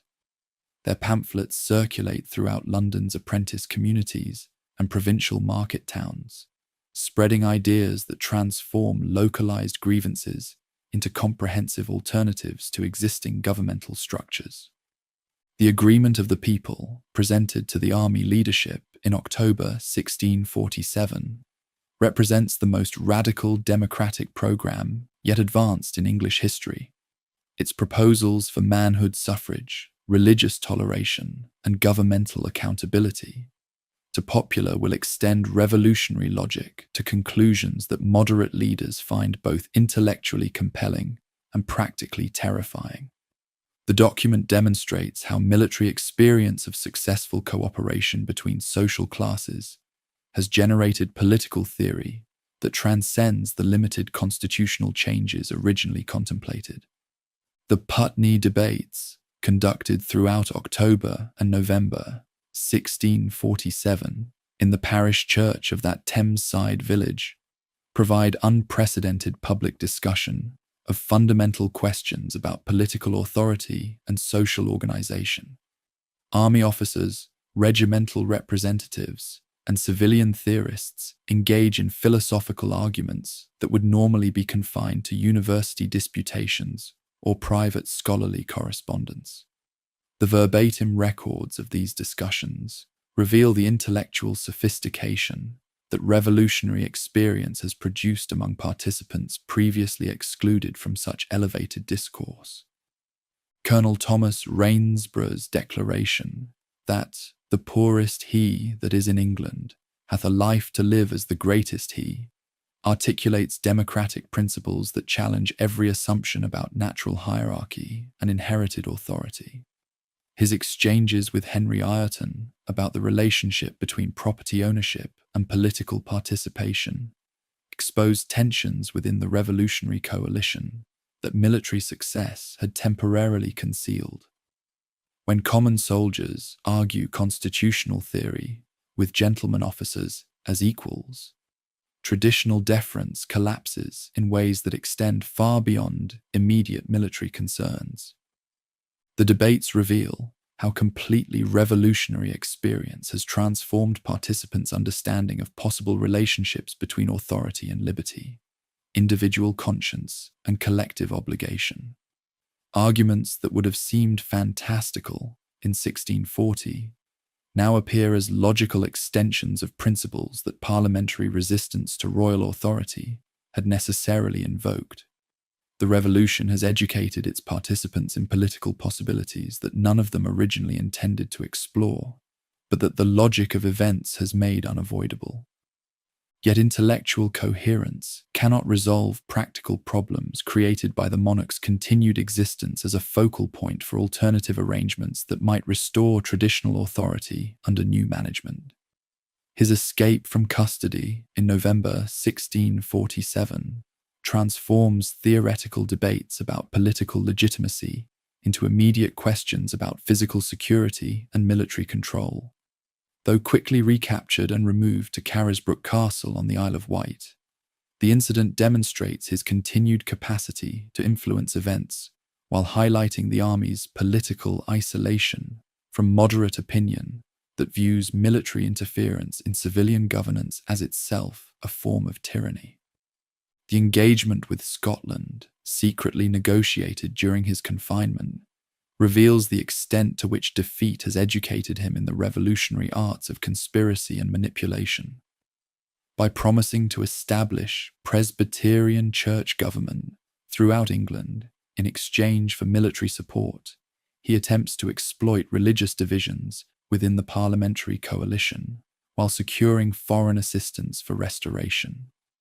The agreement demonstrates his continued refusal to accept the constitutional limitations that defeat should have imposed, while providing his enemies with evidence of duplicity that eliminates remaining hopes for negotiated settlement. The Second Civil War erupts throughout 1648 as royalist risings in Wales, Kent, and Essex coincide with the promised Scottish invasion, creating military challenges that test the army's political resolve as well as its tactical competence. These rebellions differ fundamentally from the earlier conflict because they represent not constitutional resistance to innovation, but counter-revolutionary attempts to restore traditional arrangements that military defeat had apparently eliminated. The stakes have escalated beyond questions of governmental procedure to encompass fundamental choices about the nature of English society itself. The Welsh Rising, led by Colonel John Poyer and centred on Pembroke Castle, demonstrates how quickly military allegiances can shift when political circumstances change. Poyer, who had served Westminster faithfully during the first conflict, now rebels against the very authority he had previously defended, illustrating the fragility of revolutionary loyalty when victory brings unexpected political consequences. His rebellion receives support from local communities that had grown weary of military rule and taxation, while yearning for the familiar certainties that royal restoration might provide. The Kentish Rising reveals similar tensions, as county communities that had supported parliamentary resistance to royal innovation now resist parliamentary authority that threatens local autonomy and traditional social relationships. The rebels' march on London attracts surprising popular support in areas that had previously embraced revolutionary change, suggesting that popular enthusiasm for political transformation has limits that prolonged conflict and military government have reached or exceeded. Oliver Cromwell's campaigns to suppress these rebellions demonstrate his evolution from military innovator to political architect of revolutionary consolidation. His siege of Pembroke Castle requires engineering skills that transcend purely tactical considerations, while his negotiations with Welsh communities reveal diplomatic abilities that complement his battlefield competence. Most significantly, his systematic destruction of royalist resistance eliminates the possibility of compromise settlement that might have preserved monarchical authority within constitutional limits. The Scottish invasion under the Duke of Hamilton represents the most serious external threat to revolutionary government since the war's beginning. Yet it also provides Cromwell with the opportunity to demonstrate the new model army's tactical superiority over traditional military organization. The Battle of Preston, fought on August 17th to 19th, 1648, destroys Scottish hopes while establishing Cromwell as the revolution's indispensable military leader, whose political influence now rivals his battlefield authority. The engagement reveals how completely English military organization has evolved beyond the amateur enthusiasm that characterized earlier campaigns. Cromwell's tactical coordination achieves decisive victory against numerically superior forces through systematic planning and disciplined execution that would have been impossible without years of professional development. His pursuit of defeated enemies extends far beyond immediate tactical considerations to eliminate Scottish capacity for renewed intervention, while demonstrating to potential foreign supporters the futility of military assistance to royalist restoration. More importantly, Preston provides Cromwell with the political capital necessary to resolve the constitutional crisis that threatens to paralyze revolutionary government indefinitely. His military success against foreign invasion legitimizes army interference in civilian politics, while his religious interpretation of victory as divine judgment provides theological justification for radical measures that secular considerations alone could not support. Pride's Purge, executed on December 6, 1648, represents the logical culmination of military frustration with parliamentary indecision about the monarch's fate. Colonel Thomas Pride, acting on orders from the army leadership, physically prevents moderate members from entering the House of Commons while arresting those who attempt to resist exclusion. The remaining rump, dominated by independents willing to pursue revolutionary logic to its ultimate conclusions, finally possesses the political will necessary to address questions that military victory had made unavoidable. The purge eliminates the last pretense that parliamentary authority derives from popular election rather than military force, yet it also resolves the constitutional deadlock that had prevented decisive action since 1646. The excluded members had represented constituencies that desired settlement, preserving monarchical authority within constitutional limits. But their continued presence made such settlement impossible while preventing alternative arrangements from emerging. Military intervention, however constitutionally questionable, at least allows governmental decisions to be made rather than endlessly debated. The trial of the king, conducted throughout January 1649 in Westminster Hall, where Strafford had faced similar proceedings 8 years earlier, represents unprecedented extension of legal accountability to royal authority that had traditionally claimed immunity from earthly judgment. The High Court of Justice, created specifically for this purpose, lacks precedent in English law, while drawing on theoretical arguments about popular sovereignty that parliamentary resistance had necessarily invoked without fully developing their implications. John Bradshaw, serving as president of the court, despite his relatively modest social origins, demonstrates how revolutionary circumstances create opportunities for advancement that traditional arrangements would never have provided. His confrontations with the defendant reveal the intellectual transformation that 8 years of constitutional crisis have produced. As a provincial lawyer argues questions of political theory with a monarch whose education and social position had supposedly prepared him for such discussions far better than mere legal training could provide. The king's refusal to recognize the court's authority reflects not merely personal obstinacy, but genuine conviction that divine appointment places him beyond human judgment, regardless of political circumstances. His dignity throughout the proceedings commands respect even from enemies, while his legal arguments possess sophistication that challenges the court's theoretical foundations. His insistence that he cannot be tried by any earthly authority, because he holds his commission from God himself, articulates the fundamental disagreement between traditional and revolutionary concepts of governmental legitimacy. His execution on January 30th, 1649, eliminates the possibility of restoration through negotiated settlement, while demonstrating the revolution's willingness to pursue its logic beyond any conceivable limits. The scaffold erected outside Whitehall Palace, where royal authority had so recently seemed unquestionable, provides the stage for drama that transforms English political consciousness permanently. When the axe falls, it severs not merely one man's life, but the psychological bonds that had connected English society to monarchical authority for over 1,000 years.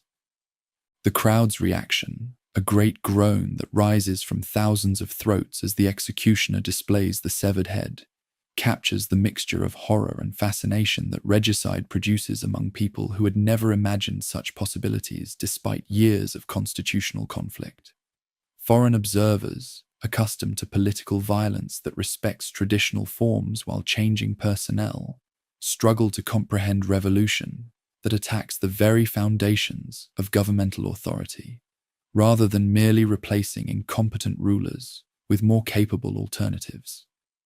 The immediate abolition of monarchy and the House of Lords completes the constitutional revolution that began with resistance to ship money and Laudian religious innovations.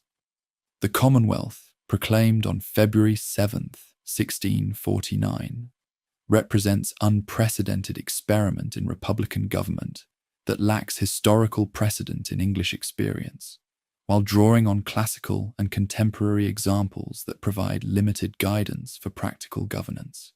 The revolution has achieved negative goals of eliminating royal and aristocratic authority, while facing the positive challenge of creating alternative institutions that can command popular allegiance and administrative competence.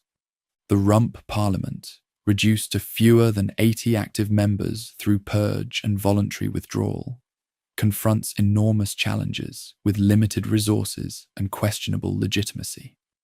Its authority derives from military force rather than popular election, yet it must govern a society whose traditional loyalties have been severed without replacement by genuinely popular alternatives. The Commonwealth exists more in theoretical proclamation than practical reality, requiring administrative and ideological construction that revolutionary enthusiasm alone cannot provide.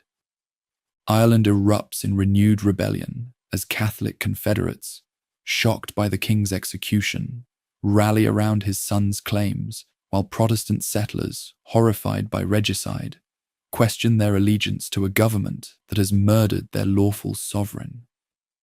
The island becomes a refuge for royalist resistance, while threatening to serve as a base for foreign intervention that could restore traditional authority through external force.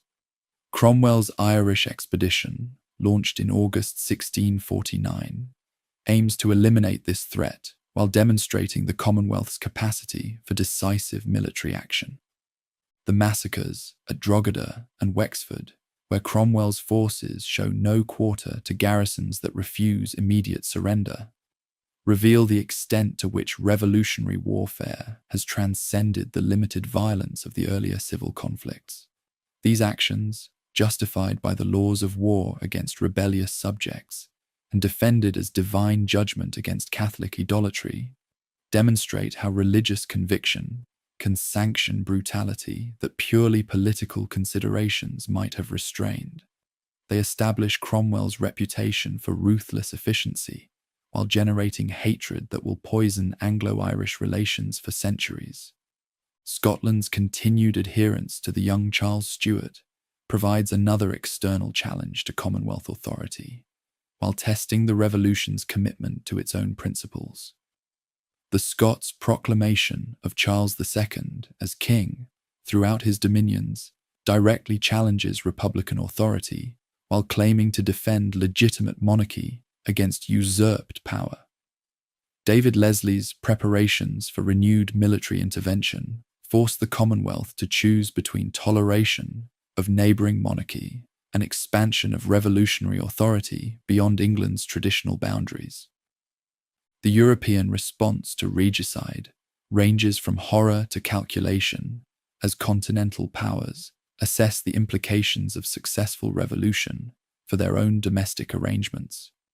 France, recently emerged from its own civil conflicts, condemns the king's execution while secretly welcoming the elimination of a potential source of instability. Spain offers refuge to royalist exiles while avoiding commitments that might provoke Commonwealth retaliation against Spanish commerce. The Dutch Republic, despite its own republican traditions, maintains careful neutrality while expanding trade relationships that revolutionary disruption has made profitable. The Commonwealth's isolation in a world of hostile monarchies forces reliance on domestic resources while limiting options for foreign assistance that other revolutionary governments have employed to consolidate their authority. This isolation, however, also prevents external interference that might have complicated the revolution's internal development, while encouraging administrative innovations that purely domestic circumstances require. The new government must succeed through its own efforts or fail through its own limitations. Religious settlement remains incomplete as competing Protestant denominations struggle to define the Commonwealth's spiritual character without the unifying opposition to episcopal authority that had temporarily reconciled their differences. Independent congregations flourish under governmental toleration, while Presbyterian aspirations for systematic organization remain unfulfilled. More radical religious groups advance millenarian expectations that terrify moderate opinion, while inspiring popular enthusiasm among social classes that view political revolution as prelude to spiritual transformation. The army's continued political role creates tensions between civilian and military authority that threaten to transform the Commonwealth into a military dictatorship despite its republican proclamations.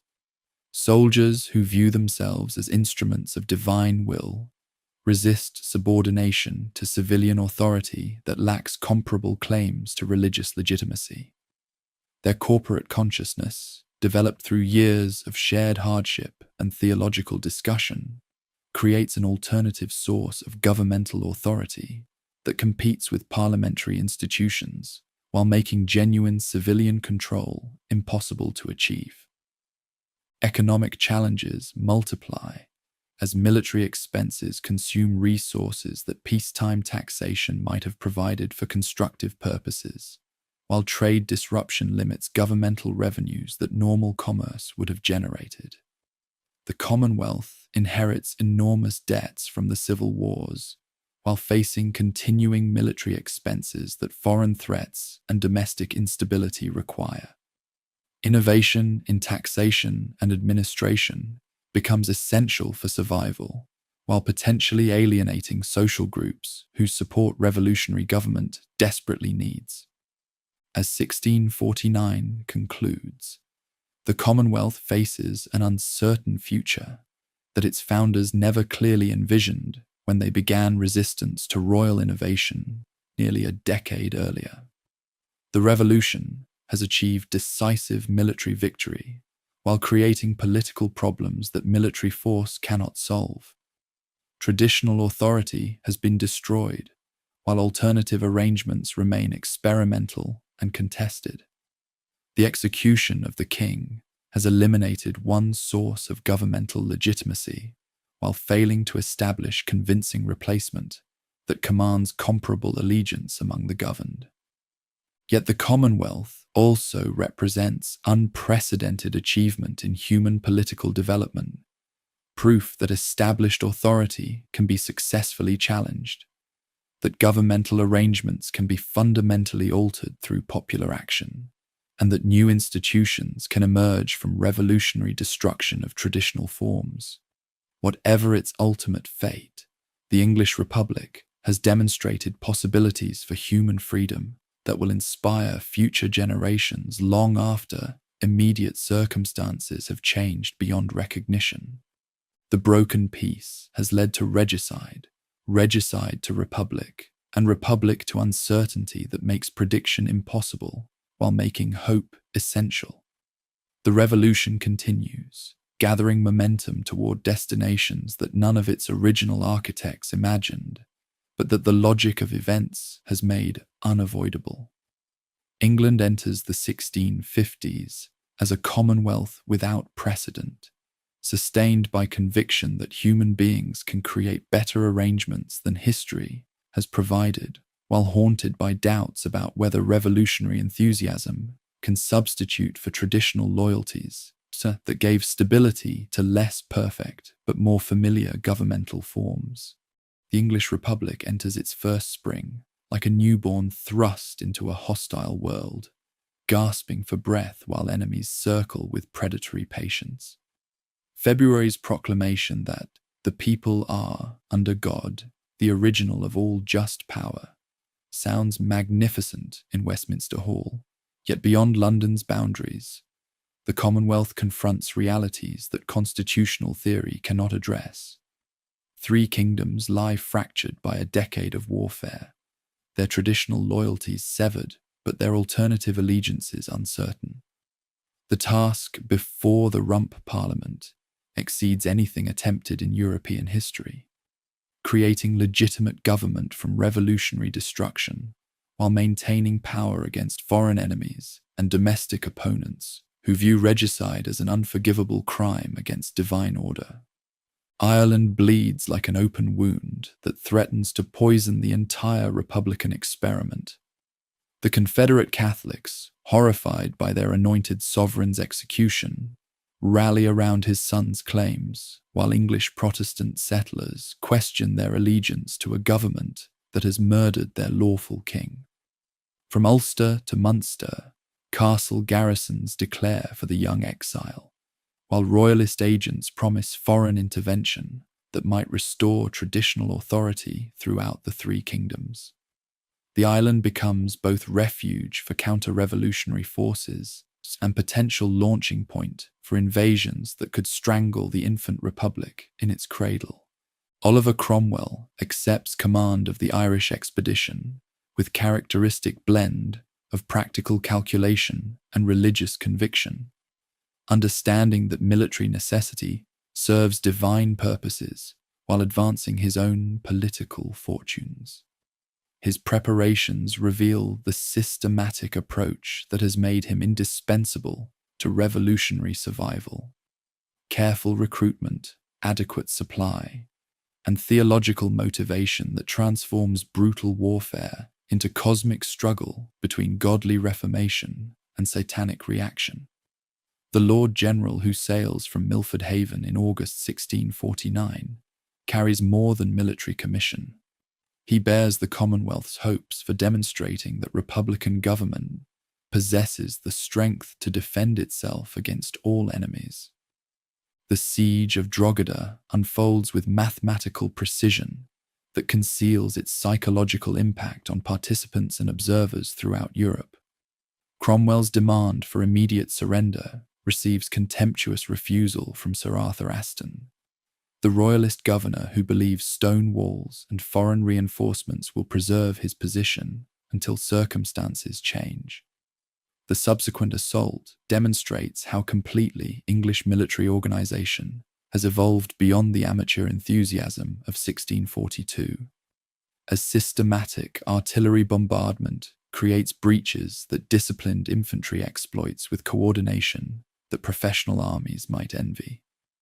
Yet when the walls fall and Puritan soldiers pour through the gaps, military professionalism yields to religious fury that transforms tactical success into theological statement. The massacre that follows, garrison and civilians alike put to the sword without regard for surrender or sanctuary, represents Cromwell's deliberate decision to terrorize Irish resistance into submission, while demonstrating divine judgment against Catholic idolatry. His own account, dispatched to Westminster with clinical detachment, describes the slaughter as righteous judgment of God upon these barbarous wretches, who had participated in the 1641 rebellion against Protestant settlers. Wexford suffers similar fate when its garrison refuses terms, though here accident rather than policy triggers the bloodbath that claims thousands of lives within hours. The psychological impact extends far beyond immediate casualties. As news spreads throughout Ireland that quarter cannot be expected from soldiers who view their campaign as divine mission rather than conventional warfare, castle after castle surrenders without resistance, as commanders calculate that discretion serves survival better than heroic gestures that promise only death without glory. The systematic nature of Cromwell's Irish conquest reveals how completely Republican government has embraced methods that monarchy might have hesitated to employ for fear of diplomatic consequences. Where Charles I had sought accommodation with Irish Catholics to secure military support against parliamentary opposition, the Commonwealth pursues extermination of Catholic political power, while confiscating lands that will reward English investors and military veterans. The rebellion that began with constitutional resistance to royal innovation now implements policies of ethnic cleansing that exceed anything contemplated by Stuart absolutism. The transplantation westward of Catholic landowners creates human misery on unprecedented scale while serving the Commonwealth's financial and security needs. Connaught becomes a vast reservation where dispossessed Irish subsist on marginal lands, while their former estates enrich English creditors who had financed the Republic's military operations. The phrase, "to hell or to Connaught," captures the stark choice facing Irish Catholics: exile to barren western counties, or transportation to Caribbean plantations, where tropical diseases promise quick death for European constitutions. These policies generate wealth that stabilizes the Commonwealth's precarious finances, while creating stakeholders whose prosperity depends on Republican survival. English merchants who purchase confiscated estates at bargain prices become enemies of any restoration that might restore Catholic proprietors, while discharged soldiers who receive land grants in lieu of back pay develop material interests in maintaining the settlement that war has achieved. Economic transformation serves political consolidation, as the revolution creates beneficiaries whose future security requires its permanent success. Scotland presents different challenges that military force alone cannot resolve, as the Northern Kingdom maintains legitimate government that recognises Charles II while claiming independence from English authority. David Leslie's preparations for renewed military intervention forced the Commonwealth to choose between tolerating neighbouring monarchy and extending Republican rule beyond England's traditional boundaries. The decision to invade Scotland represents unprecedented expansion of revolutionary authority, while demonstrating that ideological principles can justify territorial aggression as readily as defensive warfare. The Battle of Dunbar, fought on September 3rd, 1650, provides Cromwell with his most complete military triumph, while revealing the extent to which religious conviction can overcome numerical disadvantage. Leslie's Scottish army, superior in numbers and occupying strong defensive positions, should have destroyed the English invaders who find themselves trapped between hostile forces and the North Sea. Yet Cromwell's tactical genius, combined with his soldiers' faith that divine providence supports their cause, transforms apparent disaster into decisive victory that eliminates Scottish military resistance while opening the path to Edinburgh. The engagement demonstrates how completely religious motivation has fused with professional competence to create military effectiveness that transcends conventional calculations of relative strength. English soldiers advance against superior numbers while singing psalms, their confidence rooted in conviction that God fights alongside his chosen people against Presbyterian error and Stuart tyranny. When Scottish lines break under coordinated assault, fleeing soldiers carry news of defeat throughout the kingdom, while Cromwell's pursuit eliminates organized resistance that might have prolonged the campaign.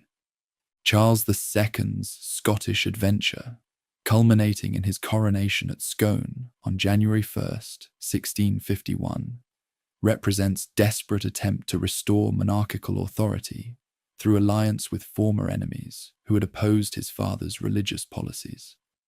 The young exile's acceptance of Presbyterian conditions that contradict his personal convictions demonstrates how completely circumstances have reduced royal authority to dependence on supporters whose own interests conflict with traditional monarchical prerogatives. His promised establishment of Presbyterian church government throughout his dominions serves Scottish ecclesiastical ambitions while abandoning English Episcopalians who had suffered persecution for their loyalty to Stuart religious policies. The invasion of England that follows proves anticlimactic as English populations, exhausted by a decade of warfare and suspicious of Scottish intentions, fail to rally to royalist banners that promise restoration through foreign conquest. The Commonwealth's propaganda effectively portrays the invasion as alien aggression rather than legitimate government reclaiming its authority, while military preparations demonstrate Republican capacity for organizing national defense without traditional monarchical leadership. Local militias that had resisted parliamentary taxation during the civil wars now support the established government against external threats that endanger their community's security. Worcester, fought exactly 1 year after Dunbar, eliminates the last serious military challenge to Commonwealth authority while completing Cromwell's transformation from provincial gentleman to national saviour. His tactical coordination achieves overwhelming victory against an army that includes not merely Scottish invaders, but English royalists who had hoped foreign intervention might restore traditional arrangements. The systematic destruction of enemy forces, followed by ruthless pursuit that prevents reorganization, demonstrates that Republican military organization has achieved capabilities that monarchical government never possessed. Charles Stuart's escape to France, aided by loyal supporters who risk their lives to preserve his person, provides romantic conclusion to military campaigns that establish Cromwell's political supremacy within the Commonwealth, while eliminating external threats to Republican survival. The royal miracle of the young king's flight through hostile countryside captures popular imagination while changing nothing fundamental about the strategic situation that has left the Republic master of the three kingdoms. Cromwell returns to London as the indispensable man whose military genius has secured revolutionary achievements against all enemies. Yet military success creates political problems that victory cannot solve. As the Rump Parliament discovers, when electoral mandates expired years earlier, leave governmental authority dependent on armed force rather than popular consent. The original members who had survived Pride's purge now claim legitimacy through revolutionary precedent rather than constitutional election, while their number dwindles through death and withdrawal until fewer than 60 active participants attempt to govern 3 kingdoms whose populations exceed 5 million souls. Democratic theory that grounds authority in popular will becomes mockery when representatives rule without mandate while preventing new elections that might repudiate their policies. Cromwell's relationship with the surviving legislators deteriorates as his military success enhances his political influence, while parliamentary authority contracts through its own inherent weaknesses. The officers who had followed him through Irish bogs and Scottish highlands develop corporate consciousness that transcends civilian control, viewing themselves as instruments of divine will, whose religious insights exceed those of mere politicians. Their prayer meetings and theological discussions create alternative source of governmental authority that competes with parliamentary institutions while claiming superior legitimacy through military service and spiritual revelation. The dissolution of the Rump Parliament on April 20th, 1653, represents Cromwell's recognition that revolutionary government requires institutional changes that existing arrangements cannot provide. His dramatic entrance into the Commons chamber, accompanied by armed soldiers who remove the parliamentary mace while legislators flee in confusion, eliminates the pretense that civilian authority controls military power. The scene recalls Charles I's attempted arrest of the 5 members 11 years earlier, yet the circumstances have reversed completely. Now military force serves revolutionary principles against parliamentary obstruction, rather than royal tyranny against representative government. "You have sat too long for any good you have been doing," Cromwell thunders at the departing members, his words capturing frustration that military victories have failed to produce governmental effectiveness or popular support. "Depart, I say, and let us have done with you. In the name of God, go."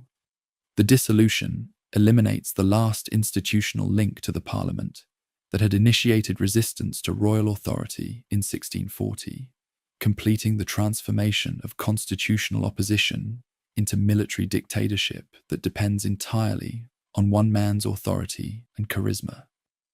The bare-bones Parliament, summoned through religious rather than electoral processes, represents Cromwell's attempt to create godly government through saints rather than professional politicians whose secular concerns conflict with spiritual reformation.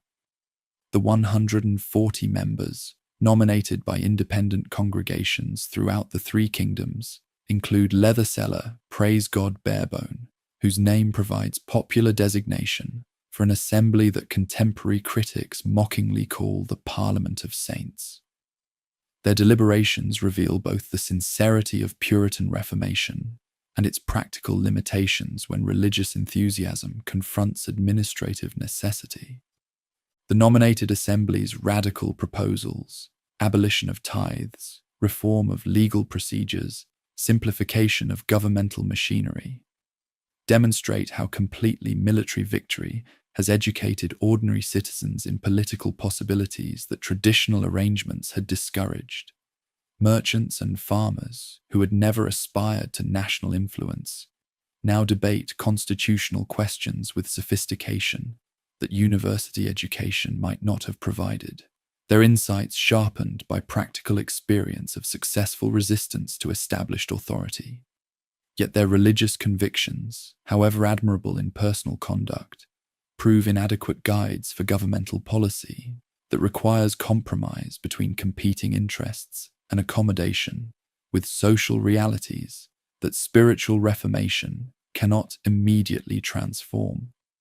The Assembly's dissolution in December 1653 achieved through conservative members' voluntary surrender of their authority back to the Lord General, demonstrates the practical impossibility of governing through religious enthusiasm alone.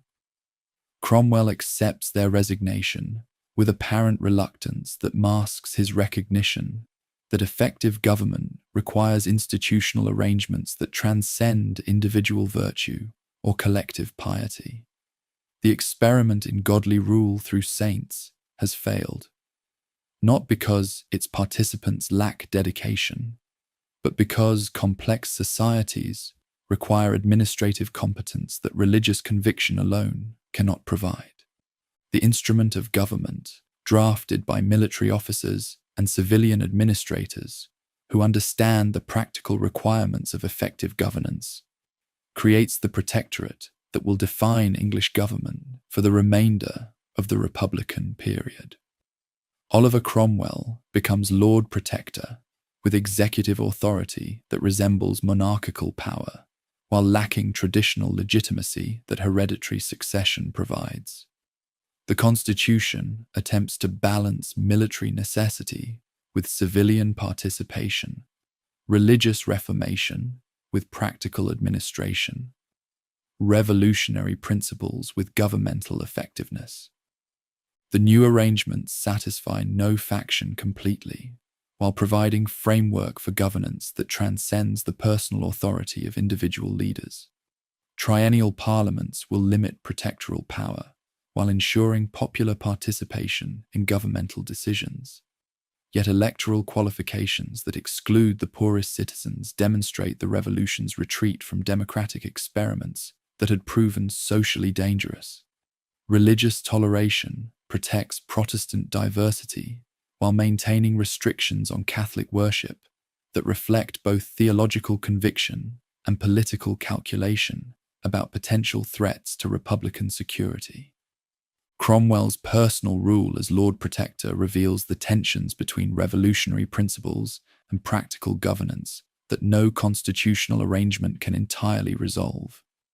His sincere commitment to religious liberty conflicts with political necessity that requires controlling potential sources of opposition, while his belief in popular participation contradicts military circumstances that make civilian authority dependent on armed force. The Protector, who had championed parliamentary rights against royal authority, now exercises powers that exceed anything Charles I had claimed, justified by emergency circumstances that seem to require permanent exception from normal constitutional limitations. The major generals, appointed in 1655 to govern England through military districts that transcend traditional county boundaries, represent the logical conclusion of Republican dependence on armed force for political authority. These regional commanders, each responsible for several counties and answerable directly to the Protector, implement policies of moral reformation and political surveillance that extend governmental control into areas of private life that previous English governments had rarely attempted to regulate. Their authority supersedes local magistrates and county officials, whose traditional independence had formed the foundation of English local government for centuries. The moral reformation campaign that the major generals implement with systematic thoroughness reveals the extent to which Puritan principles can justify governmental interference in personal conduct when backed by military authority. Alehouses close throughout the country, while theatrical performances face prohibition that reflects both religious conviction about moral corruption and political calculation about potential centres of seditious assembly. Horse racing, cockfighting, and other traditional entertainments disappear under official disapproval that extends Puritan discipline far beyond voluntary religious communities into general social regulation. Yet these policies generate popular resentment that demonstrates the limits of revolutionary enthusiasm when extended to comprehensive social control. Communities that had supported parliamentary resistance to royal authority now chafe under military supervision that intrudes into local customs and personal choices that had previously enjoyed autonomy from governmental interference. The major generals discover that efficient administration and popular support require different approaches, while their reports to Westminster reveal growing opposition to policies that seem to threaten traditional English liberties as seriously as Stuart innovations had done. The Spanish War, launched in 1655 against Europe's premier Catholic power, demonstrates the Protectorate's capacity for aggressive foreign policy, while revealing how completely religious conviction can justify territorial expansion and commercial competition. Cromwell's Western design aims to break Spanish monopoly in the Caribbean while serving Protestant interests against Catholic tyranny. Yet its practical implementation focuses on commercial advantages that English merchants hope to gain through military conquest. The expedition that captures Jamaica, while failing to take Hispaniola, achieves mixed results that enhance English naval prestige without providing the decisive blow against Spanish power that its planners had anticipated. The alliance with France against Spain represents pragmatic calculation that transcends religious considerations, as Protestant England cooperates with Catholic France to achieve strategic objectives that serve both nations' interests. The Battle of the Dunes in 1658, where English troops fighting alongside French forces defeat Spanish armies, demonstrates the Protectorate's military effectiveness while completing England's emergence as a major European power. Dunkirk's capture provides England with continental foothold, while the campaign's success enhances Cromwell's international reputation as Europe's most formidable military leader. Yet foreign success cannot resolve domestic problems that military government has created, while failing to establish legitimate constitutional arrangements that command popular allegiance. The Protectorate depends entirely on Cromwell's personal authority and military support, yet both resources prove inadequate for creating institutional stability that might survive their removal. Opposition grows among social groups that had initially supported parliamentary resistance, but now find republican government more oppressive than royal authority had been, while religious radicals who had expected millennial transformation expressed disappointment with moderate policies that preserve existing social arrangements. The humble petition and advice presented by the Parliament of 1657 reveals the extent to which even Republican legislators desire return to traditional constitutional forms that might provide legitimacy through historical precedent rather than revolutionary innovation. The offer of kingship to Cromwell demonstrates that monarchical government retains psychological appeal even among those who had participated in regicide, while the proposed restoration of a second chamber indicates recognition that bicameral arrangements might provide institutional stability that unicameral experiments have failed to achieve. Cromwell's rejection of the crown after months of deliberation reflects his understanding that accepting royal title would alienate military supporters, whose republicanism forms the foundation of his authority, while failing to satisfy traditional loyalists whose allegiance remains committed to Stuart restoration. His decision to remain Lord Protector preserves military unity while limiting options for constitutional development that might have provided alternative legitimacy for his government. The revolution that had begun with resistance to royal innovation now faces the paradox that its survival requires institutional arrangements that resemble the monarchy it had destroyed. The Protector's declining health through 1657 and 1658 creates succession crisis that the instrument of government's provisions cannot resolve satisfactorily. Richard Cromwell's designation as heir apparent reflects his father's hope that personal qualities might substitute for political experience and military reputation.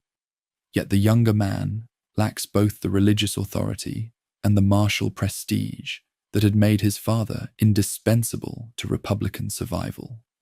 The revolution that had depended on one man's genius now faces the test of whether institutional arrangements can transcend individual leadership. Oliver Cromwell's death on September 3rd, 1658, the anniversary of his victories at Dunbar and Worcester, eliminates the single figure whose authority had held together incompatible forces and conflicting interests that revolutionary circumstances had temporarily united. His final illness, endured with characteristic stoicism and religious faith, provides opportunity for reflection on achievements that had exceeded any reasonable expectations while falling short of the complete reformation that Puritan hopes had anticipated. The Lord Protector, who had risen from provincial obscurity to reshape three kingdoms, dies uncertain whether his work will survive the removal of its architect. The funeral arrangements that follow reveal both the grandeur and the uncertainty that characterize the Protectorate's final moments. The ceremony at Westminster Abbey, conducted with regal magnificence that rivals any royal obsequies, demonstrates the honours that Republican achievement can command, while highlighting the absence of traditional legitimacy that might ensure institutional continuity. Foreign dignitaries attend the lying in state, while domestic opponents calculate whether Cromwell's death creates opportunities for restoring arrangements that military force had seemed to eliminate permanently. Richard Cromwell's peaceful succession suggests that institutional transfer of authority might be possible within Republican arrangements, yet the new protector inherits problems that his father's charisma had contained rather than solved. The army's corporate consciousness, developed through years of shared religious and political experience, creates alternative source of authority that competes with civilian government while claiming superior legitimacy through military service and spiritual insight. The financial crisis that military expenses have created requires parliamentary cooperation that the Protectorate's constitutional arrangements make difficult to achieve. As 1658 concludes with England under new protectoral authority, the Commonwealth faces uncertain future that its founders could never have anticipated when they began resistance to royal ship money and religious innovation nearly 2 decades earlier. The revolution has achieved military dominance over all enemies, while creating governmental arrangements that depend on force rather than consent, religious enthusiasm rather than constitutional tradition, personal authority rather than institutional legitimacy. Whether these revolutionary expedients can evolve into stable arrangements that command popular allegiance remains to be determined. The protectorate that Oliver Cromwell bequeaths to his son represents unprecedented achievement in human political development, proof that determined minorities can reshape governmental arrangements when circumstances favor revolutionary change, that military organization can serve political reformation when guided by principled leadership, and that constitutional innovation can create alternatives to traditional authority when supported by adequate force. Yet it also demonstrates the limitations of revolutionary government that lacks popular roots, the dangers of military rule that transcends civilian control, and the difficulties of creating legitimate institutions from revolutionary destruction of traditional forms. The great experiment in republican government enters its final phase, with achievements that inspire admiration and problems that threaten dissolution. England has become Europe's most formidable military power, while remaining internally unstable, has achieved religious toleration while imposing political restrictions, has demonstrated governmental efficiency while lacking constitutional legitimacy. The revolution continues, yet its direction becomes increasingly uncertain, as the authority that had sustained it through 2 decades of crisis passes to leaders whose qualifications remain untested by the challenges that await them. The bells that toll for Oliver Cromwell on September 3rd, 1658, mark more than one man's passing. They herald the beginning of the end for an experiment in republican government that had depended too heavily on individual genius to survive its creator's death.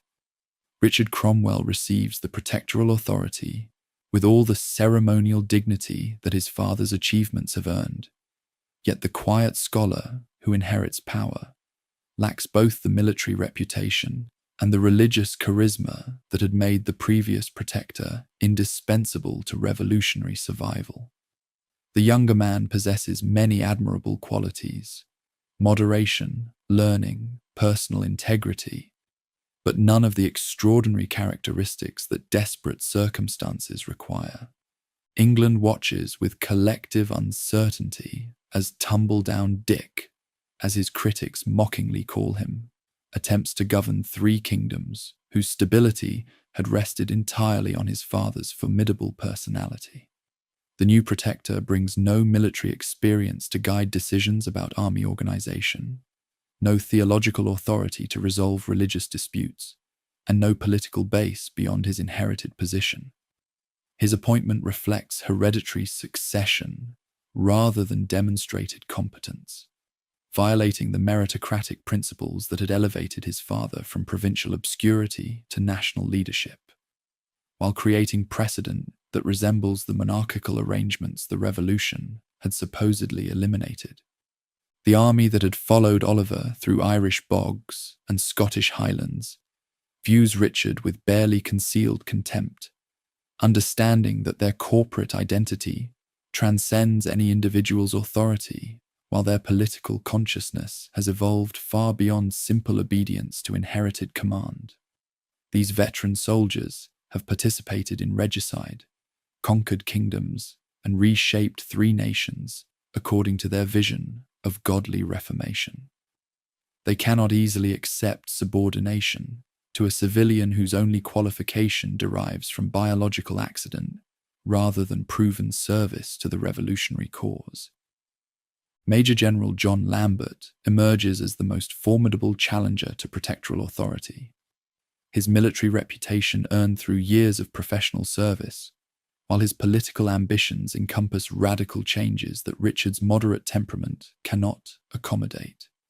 Lambert's supporters, among the officer corps, argue that England requires strong leadership capable of defending Republican achievements against foreign enemies and domestic opponents who view Oliver's death as opportunity for counter-revolutionary action. Their petitions for governmental reform contain thinly veiled threats that civilian authority depends entirely on military consent. The financial crisis that Oliver had managed through personal prestige and foreign success overwhelms his successor's limited political resources. England's debt, accumulated through 2 decades of warfare and foreign intervention, exceeds anything previous English governments had faced, while the Commonwealth's revenue sources remain inadequate for both military expenses and civilian administration. The army's arrears alone approach £900,000, while additional obligations for Ireland, Scotland, and continental commitments strain governmental finances beyond any sustainable level. Richard's attempts to address these problems through parliamentary cooperation expose the fundamental weakness of his position. He possesses neither the authority to command nor the resources to bargain effectively with factions whose interests conflict with protectoral prerogatives. The officers who had accepted Oliver's autocratic tendencies because they respected his military genius resist similar limitations imposed by a leader whose battlefield experience consists entirely of reading classical histories. Their corporate meetings, conducted with increasing boldness throughout the autumn and winter of 1658, develop into alternative government that claims superior legitimacy through military service and religious dedication. The Parliament summoned in January 1659 represents Richard's last hope for establishing constitutional foundation that might transcend the personal authority he lacks. Yet the Assembly immediately fractures along lines that reflect the Revolution's unresolved tensions. Republicans who had supported the Commonwealth before Oliver's assumption of protectoral power view restoration of parliamentary supremacy as opportunity to reclaim authority that military dictatorship had usurped. Moderate members hope for settlement that might preserve republican institutions while eliminating the military interference that has made civilian government impossible. Yet the elections themselves demonstrate how completely the revolutionary coalition has disintegrated under the pressures of prolonged military rule and social experimentation. Presbyterian interests, suppressed during Oliver's ascendancy, reassert themselves with demands for religious uniformity that threaten the independent congregations whose support had sustained the protectorate. Former royalists, emboldened by Oliver's death and encouraged by foreign agents, begin testing the boundaries of acceptable political discourse while calculating whether circumstances favor open resistance to republican authority. The debates that follow reveal intellectual exhaustion among revolutionary leaders who have spent 20 years defending principles whose practical implementation has created more problems than solutions.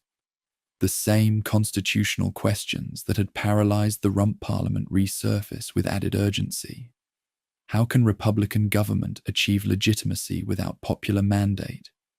How can military necessity be reconciled with civilian control? How can religious reformation proceed without social revolution that threatens all existing arrangements? John Thurlow, Oliver's former Secretary of State and master of intelligence networks that span Europe, provides Richard with detailed reports about foreign conspiracies and domestic plots that threaten the protectorate from multiple directions simultaneously.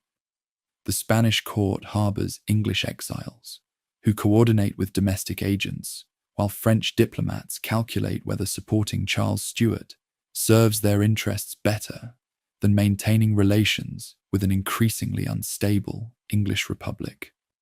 Throughout the three kingdoms, former royalists emerge from concealment to test governmental responses while assessing opportunities for coordinated action.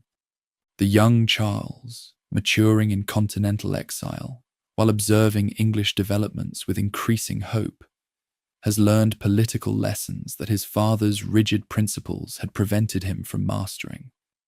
Where Charles I had insisted on unconditional restoration of royal prerogatives, his son demonstrates willingness to accept constitutional limitations that might facilitate his return, while preserving monarchical authority in modified form. His correspondence with potential supporters emphasizes moderation and reconciliation rather than revenge, appealing to war weariness that 20 years of conflict have produced throughout English society. The Sealed Knot, the primary royalist organization within England, maintains careful coordination with exiled leaders, while developing networks that could support restoration when circumstances become favorable. Their membership includes former army officers who had served Parliament faithfully until disillusionment with Republican government converted them to monarchical sympathy, country gentlemen whose estates have suffered under military rule and excessive taxation, and merchants whose commercial interests conflict with the Protectorate's foreign policies. Richard's relationship with the army leadership deteriorates throughout the spring of 1659, as his attempts to assert civilian authority encounter increasingly bold resistance from officers who view their military service as superior qualification for governmental authority. The petition presented by senior commanders in April demands virtual control over military appointments, financial administration, and religious policy, reducing the protector to ceremonial figurehead whose authority derives entirely from their consent. The document represents military coup disguised as constitutional reform. The crisis escalates when Richard attempts to dissolve Parliament in April 1659, hoping to eliminate the institutional opposition that has paralyzed his government while demonstrating protectoral authority that his critics question. Yet the dissolution requires military support that the army leadership refuses to provide, revealing the complete dependence of civilian authority on armed force that no longer accepts civilian direction. The protector, who cannot command obedience from either parliament or army, possesses no real power, despite his theoretical constitutional position. The Rump Parliament's restoration in May 1659, achieved through military intervention that sweeps aside protectoral authority as casually as it had previously eliminated royal government, represents the army's decision to govern directly rather than through civilian intermediaries, whose independence threatens military corporate interests. The surviving members, who had been purged 11 years earlier, returned to Westminster with renewed determination to establish republican government that subordinates military power to parliamentary authority. Yet they lack the practical means to enforce civilian control over forces whose political consciousness has evolved far beyond simple obedience. Richard Cromwell's resignation, announced with dignity that contrasts favourably with the undignified circumstances that have made his position untenable, eliminates the last constitutional barrier to military dictatorship while completing the revolution's transformation from parliamentary resistance to army rule.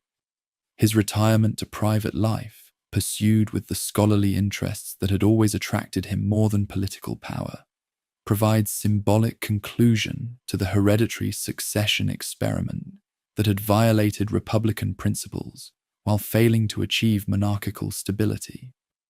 The army's direct assumption of governmental authority through the Committee of Safety represents the logical culmination of 2 decades of constitutional experimentation that has consistently demonstrated the impossibility of subordinating military power to civilian control when armed forces possess independent political consciousness. John Lambert's emergence as the regime's effective leader reflects his military competence and radical political vision, yet his authority depends entirely on military support that could be withdrawn as easily as it had been granted. George Monk's position in Scotland becomes crucial as the only major military commander whose loyalty to the existing government remains questionable.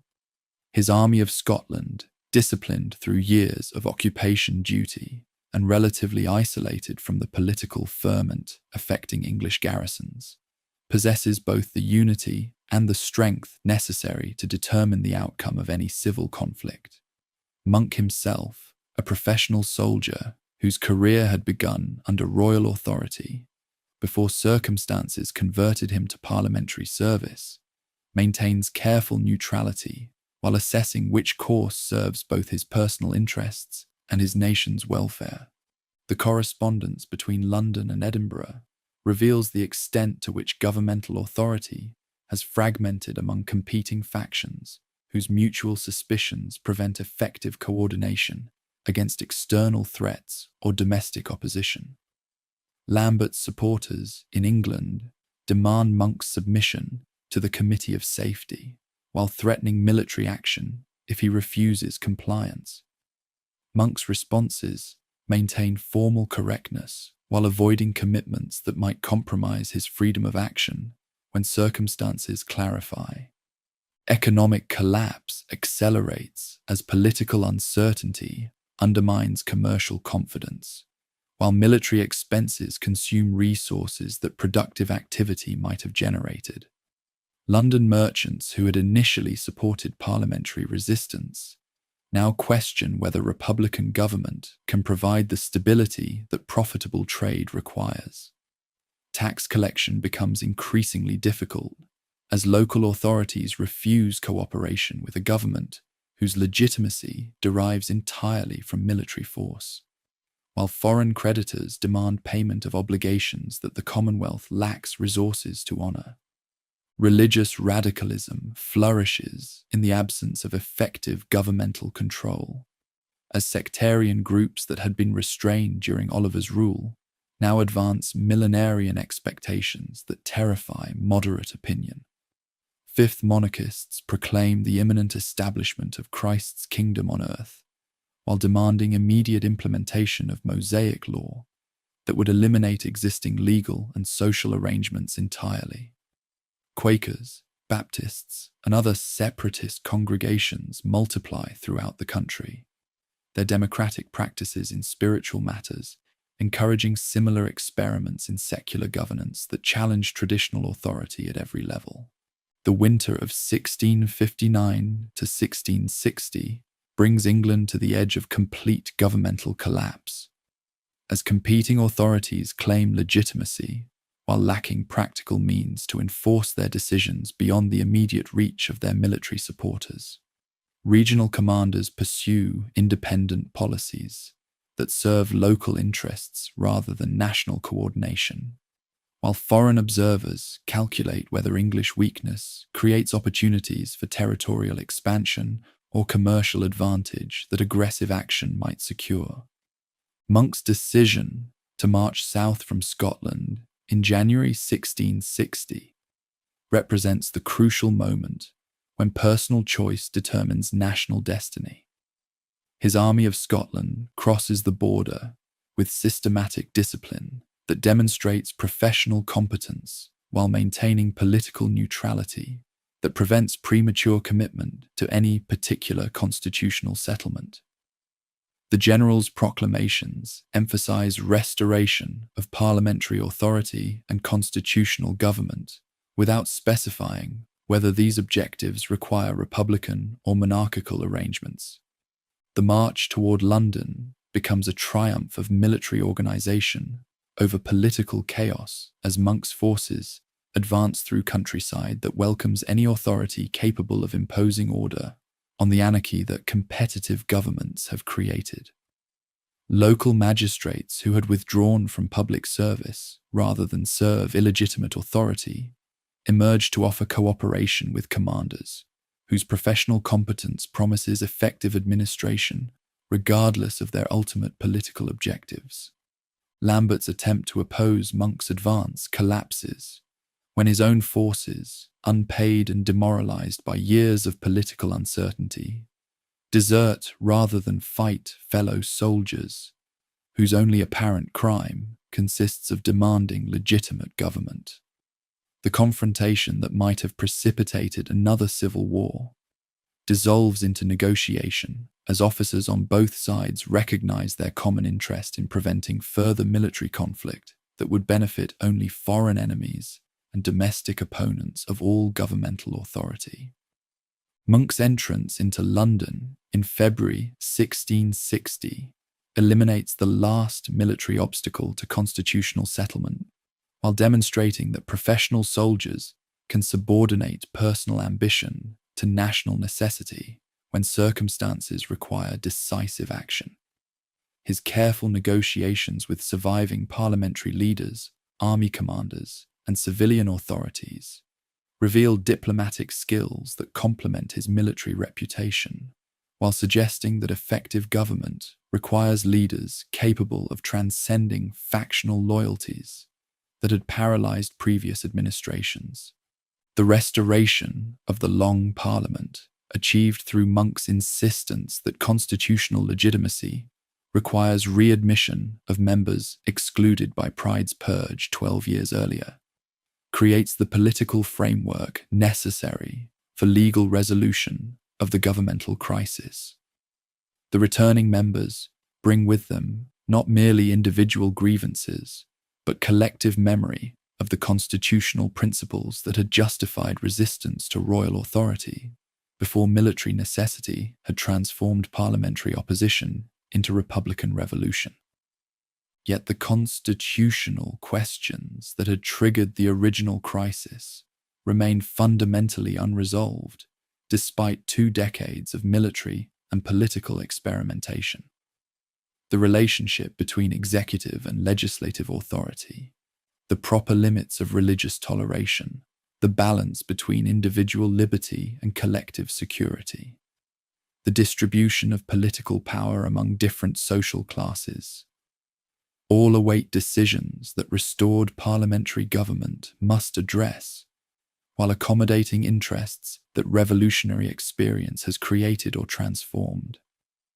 The negotiations with Charles Stuart, conducted through intermediaries who maintain plausible deniability while exploring terms that might facilitate restoration, reveal how completely circumstances have altered the balance of political power since his father's execution 11 years earlier.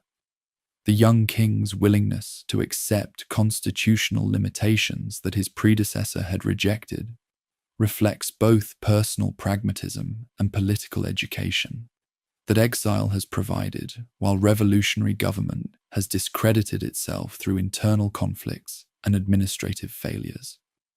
The Declaration of Breda, issued in April 1660, represents Charles's understanding that successful restoration requires reconciliation rather than revenge, accommodation rather than absolute authority. His promises of religious toleration, parliamentary consultation, and legal amnesty for most revolutionary participants address the concerns of groups whose support or neutrality will be essential for peaceful transition to restored monarchical government. The document demonstrates how completely the revolution has educated even its opponents in the political realities that effective governance requires. The Convention Parliament's invitation to Charles II, extended in May 1660, completes the constitutional process that transforms restoration from military conquest into legal settlement, achieved through representative institutions. The invitation itself establishes important precedent. Monarchical authority derives not from divine appointment alone, but from parliamentary consent that can impose conditions on royal power, while preserving traditional forms that provide psychological satisfaction for subjects weary of republican experimentation. The collapse of the Protectorate represents more than military failure or political miscalculation. It demonstrates the fundamental impossibility of sustaining revolutionary government without either genuine popular support or effective institutional arrangements that transcend individual leadership. The experiment that had begun with high hopes for godly reformation and democratic participation ends in military dictatorship that commands neither religious authority nor civilian allegiance, leaving restoration as the only alternative to continued chaos. Yet the 20 years of Republican rule have permanently altered English political consciousness in ways that monarchical restoration cannot entirely reverse. The experience of successful resistance to royal authority, participation in regicide, conquest of neighboring kingdoms, and creation of alternative governmental arrangements has educated thousands of ordinary citizens in political possibilities that traditional arrangements had discouraged them from imagining. These lessons, once learned, prove remarkably difficult to unlearn, even when immediate circumstances favor restoration of familiar institutions. The revolution ends not through decisive defeat, but through exhaustion and disillusionment that makes any alternative seem preferable to continued uncertainty. The Protectorate collapses because it has lost the support of every significant social group, while failing to create new institutions capable of commanding lasting allegiance. Its failure, however, does not negate the achievements that Republican government had accomplished or the precedents that revolutionary experience has established for future generations who will face similar challenges to traditional authority. England prepares for restoration with mixture of relief and apprehension, grateful for the prospect of constitutional settlement, while uncertain about the stability of arrangements that depend on royal moderation and parliamentary cooperation. The king who returns in 1660 will govern a nation transformed by revolution, even if it chooses to restore traditional forms, ruling subjects who have learned that governmental authority depends ultimately on popular consent rather than divine appointment or hereditary succession. The crowds that line London's streets on May 29, 1660, to welcome Charles II home from exile seem to celebrate the end of revolution, yet they unknowingly witness its transformation into something far more enduring than temporary political arrangements. The restored monarch who waves from his carriage understands what his cheering subjects do not. He rules a fundamentally different England than the one his father had governed 20 years earlier. Behind the pageantry of restoration lies a constitutional settlement that embeds revolutionary principles so deeply within traditional forms that future generations will mistake evolution for continuity, change for conservation. The king who returns is himself a product of revolutionary education, his political sophistication honed by years of exile that taught him lessons about the practical limits of royal authority that his father's rigid principles had prevented him from learning.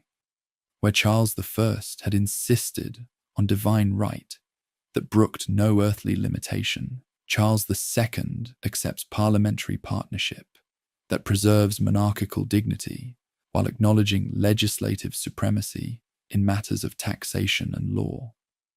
The Restoration succeeds precisely because it represents accommodation rather than reaction, constitutional monarchy rather than absolute rule. The Declaration of Breda's promises, religious toleration, parliamentary consultation, legal amnesty, become the foundation stones of a new constitutional edifice that incorporates revolutionary achievements within traditional structures. The king who had witnessed his father's execution understands that successful monarchy depends on popular consent rather than divine appointment alone, that royal authority must serve national interests rather than personal preference, that government requires institutional cooperation rather than individual command. Yet the settlement that emerges over the following decades reveals how completely the revolutionary experience has transformed English political consciousness, even among those who claim to restore ancient arrangements.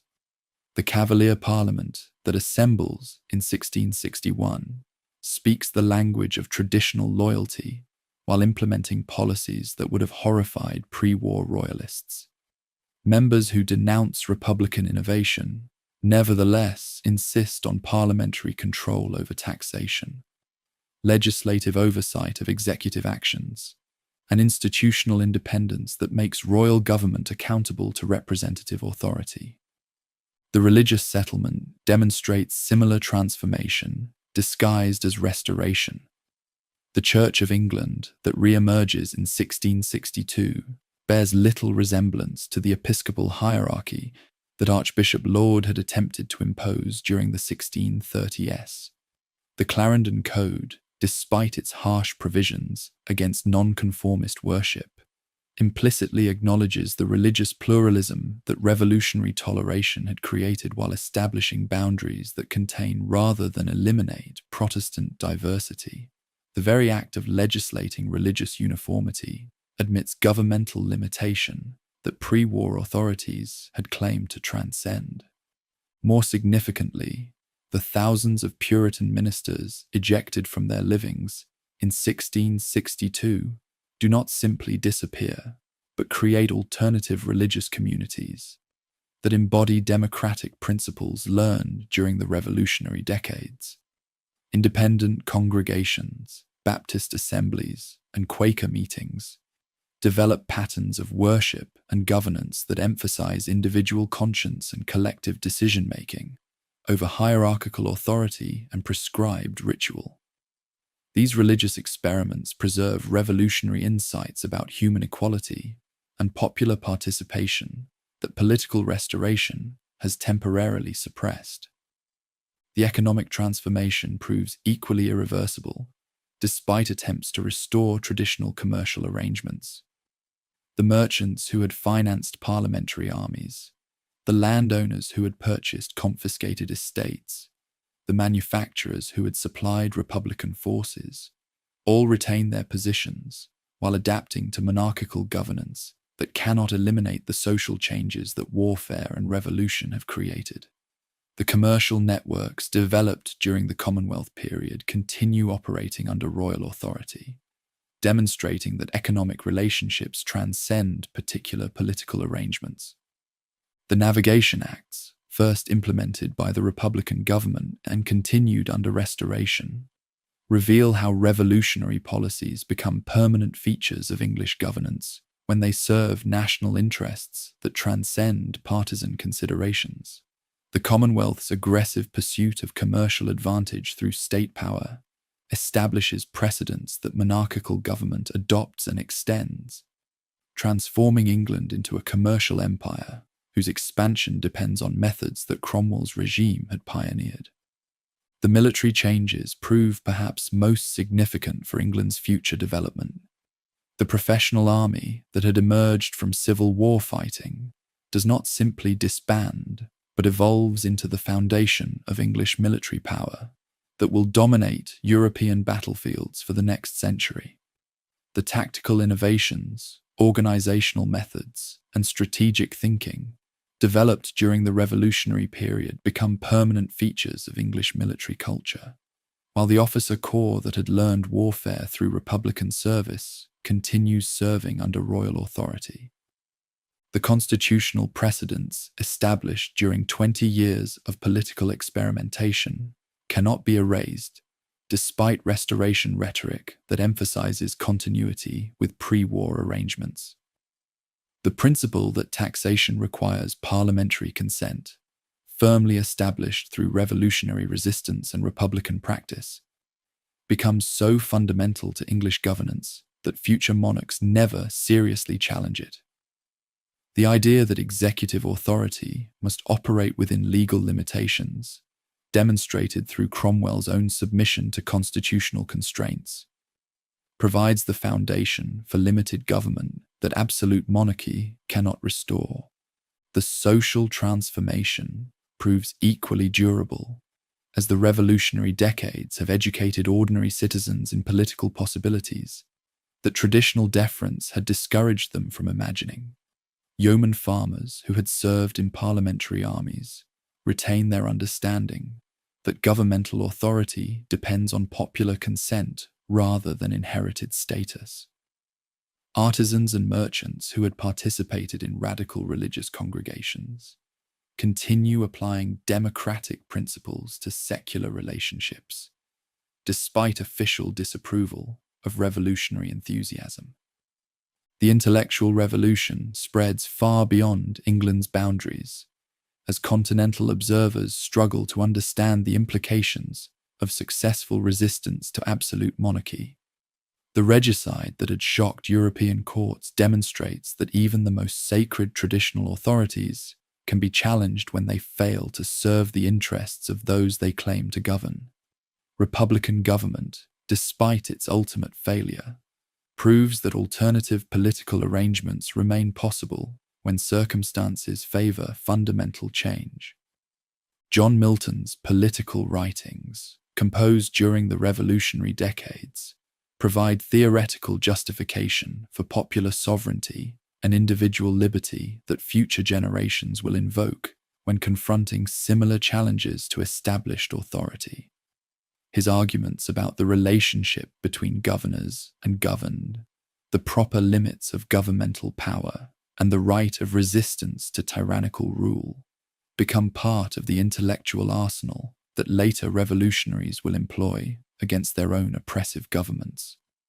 The religious toleration that revolutionary governments had implemented, however imperfectly, establishes precedents for individual conscience and denominational diversity that restore religious uniformity cannot entirely eliminate. The Baptist communities that flourish despite legal restrictions, the Quaker meetings that persist through persecution, the independent congregations that maintain alternative forms of worship, all preserve revolutionary insights about spiritual freedom that will influence future struggles for religious liberty.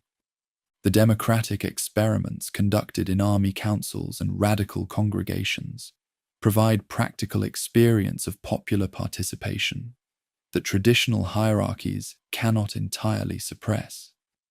The leveler arguments about political equality, the Digger experiments in economic cooperation, the fifth monarchist expectations of social transformation, all contribute to a repertoire of revolutionary ideas that remain available for future movements seeking to challenge established arrangements. The American colonies, settled largely during and after the English Revolutionary period, become laboratories where English revolutionary principles can develop without the constraints that Restoration has imposed on domestic experimentation. The Puritan communities of New England, the Quaker settlements of Pennsylvania, the commercial societies of the Chesapeake, all embody different aspects of revolutionary achievement while adapting English innovations to American circumstances. When American colonists resist British taxation in the 1760s and 1770s, they invoke principles and precedents that the English Civil War had established. No taxation without representation.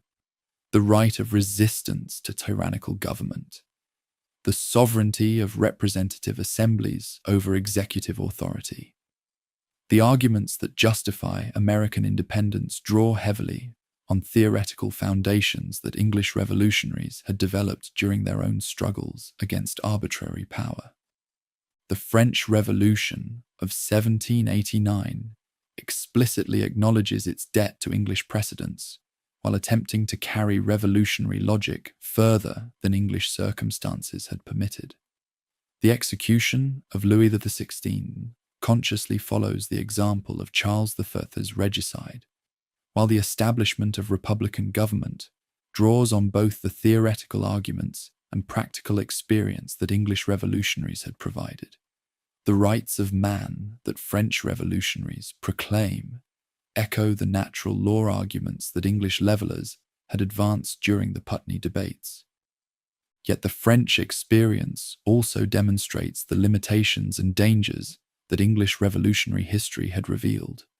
The terror that consumes the French Revolution reflects the same military necessity and ideological extremism that had characterized the final years of the English Commonwealth, while the eventual emergence of Napoleonic dictatorship parallels the Protectorate's dependence on individual authority rather than institutional legitimacy. The European revolutions of 1848 draw inspiration from both English and French examples, while confronting similar challenges of transforming revolutionary enthusiasm into stable governmental arrangements. The parliamentary systems that emerge from these struggles consciously adopt English constitutional principles, while avoiding the religious extremism and military dictatorship that had characterized the 17th century experience. The English working class movements of the 19th century explicitly trace their lineage to leveler democracy and digger communism, finding in revolutionary precedents the theoretical justification for popular participation and economic equality that industrial capitalism denies. Chartist demands for universal suffrage, secret ballot, and annual parliaments consciously invoke the agreement of the people, while adapting 17th century democratic theory to 19th century conditions. The abolition of slavery throughout the British Empire draws on arguments about natural rights and human equality that English revolutionaries had developed, though without fully implementing them.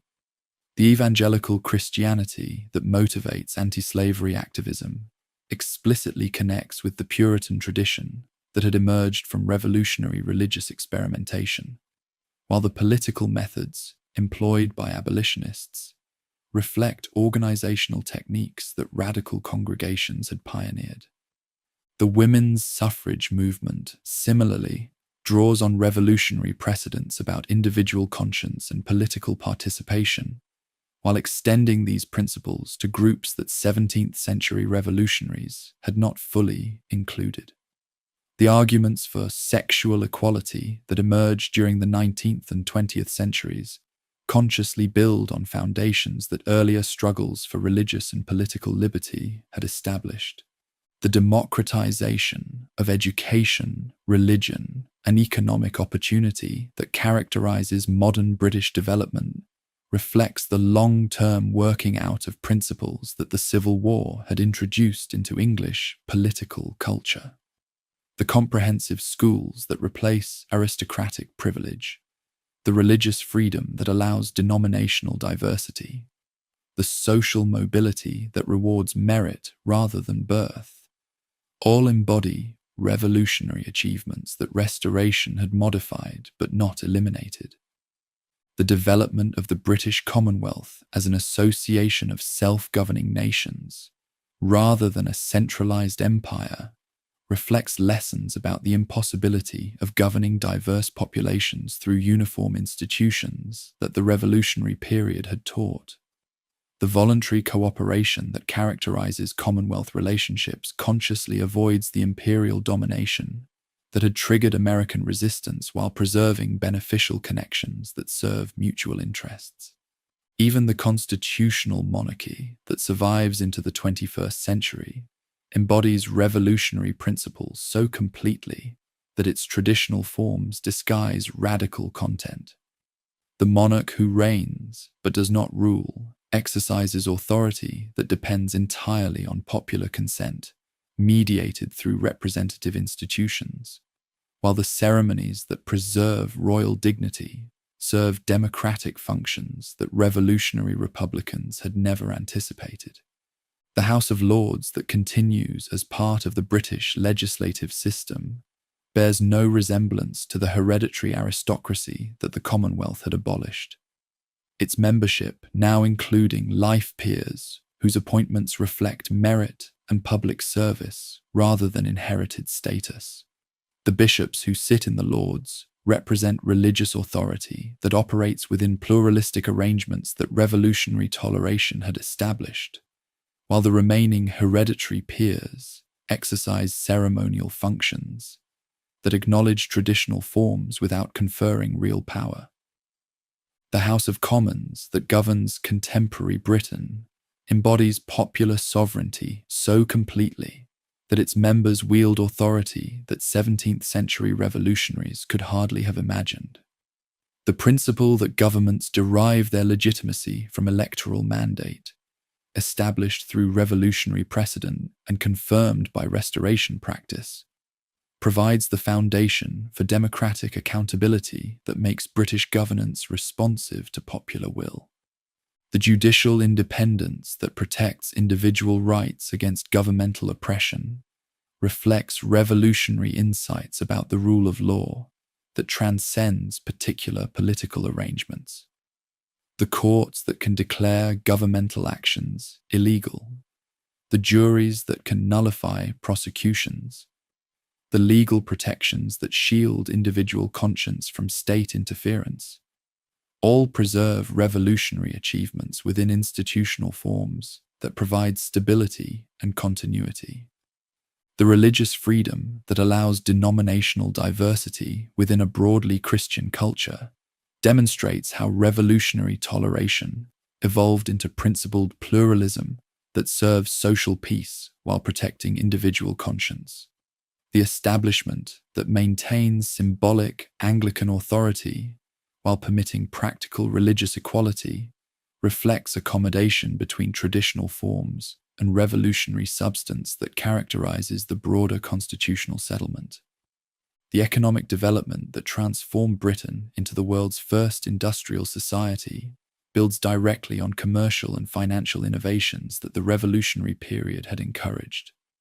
The banking system that finances global trade, the manufacturing techniques that revolutionize production, the transportation networks that connect distant markets, all developed from foundations that Republican government had established while pursuing national economic advantage.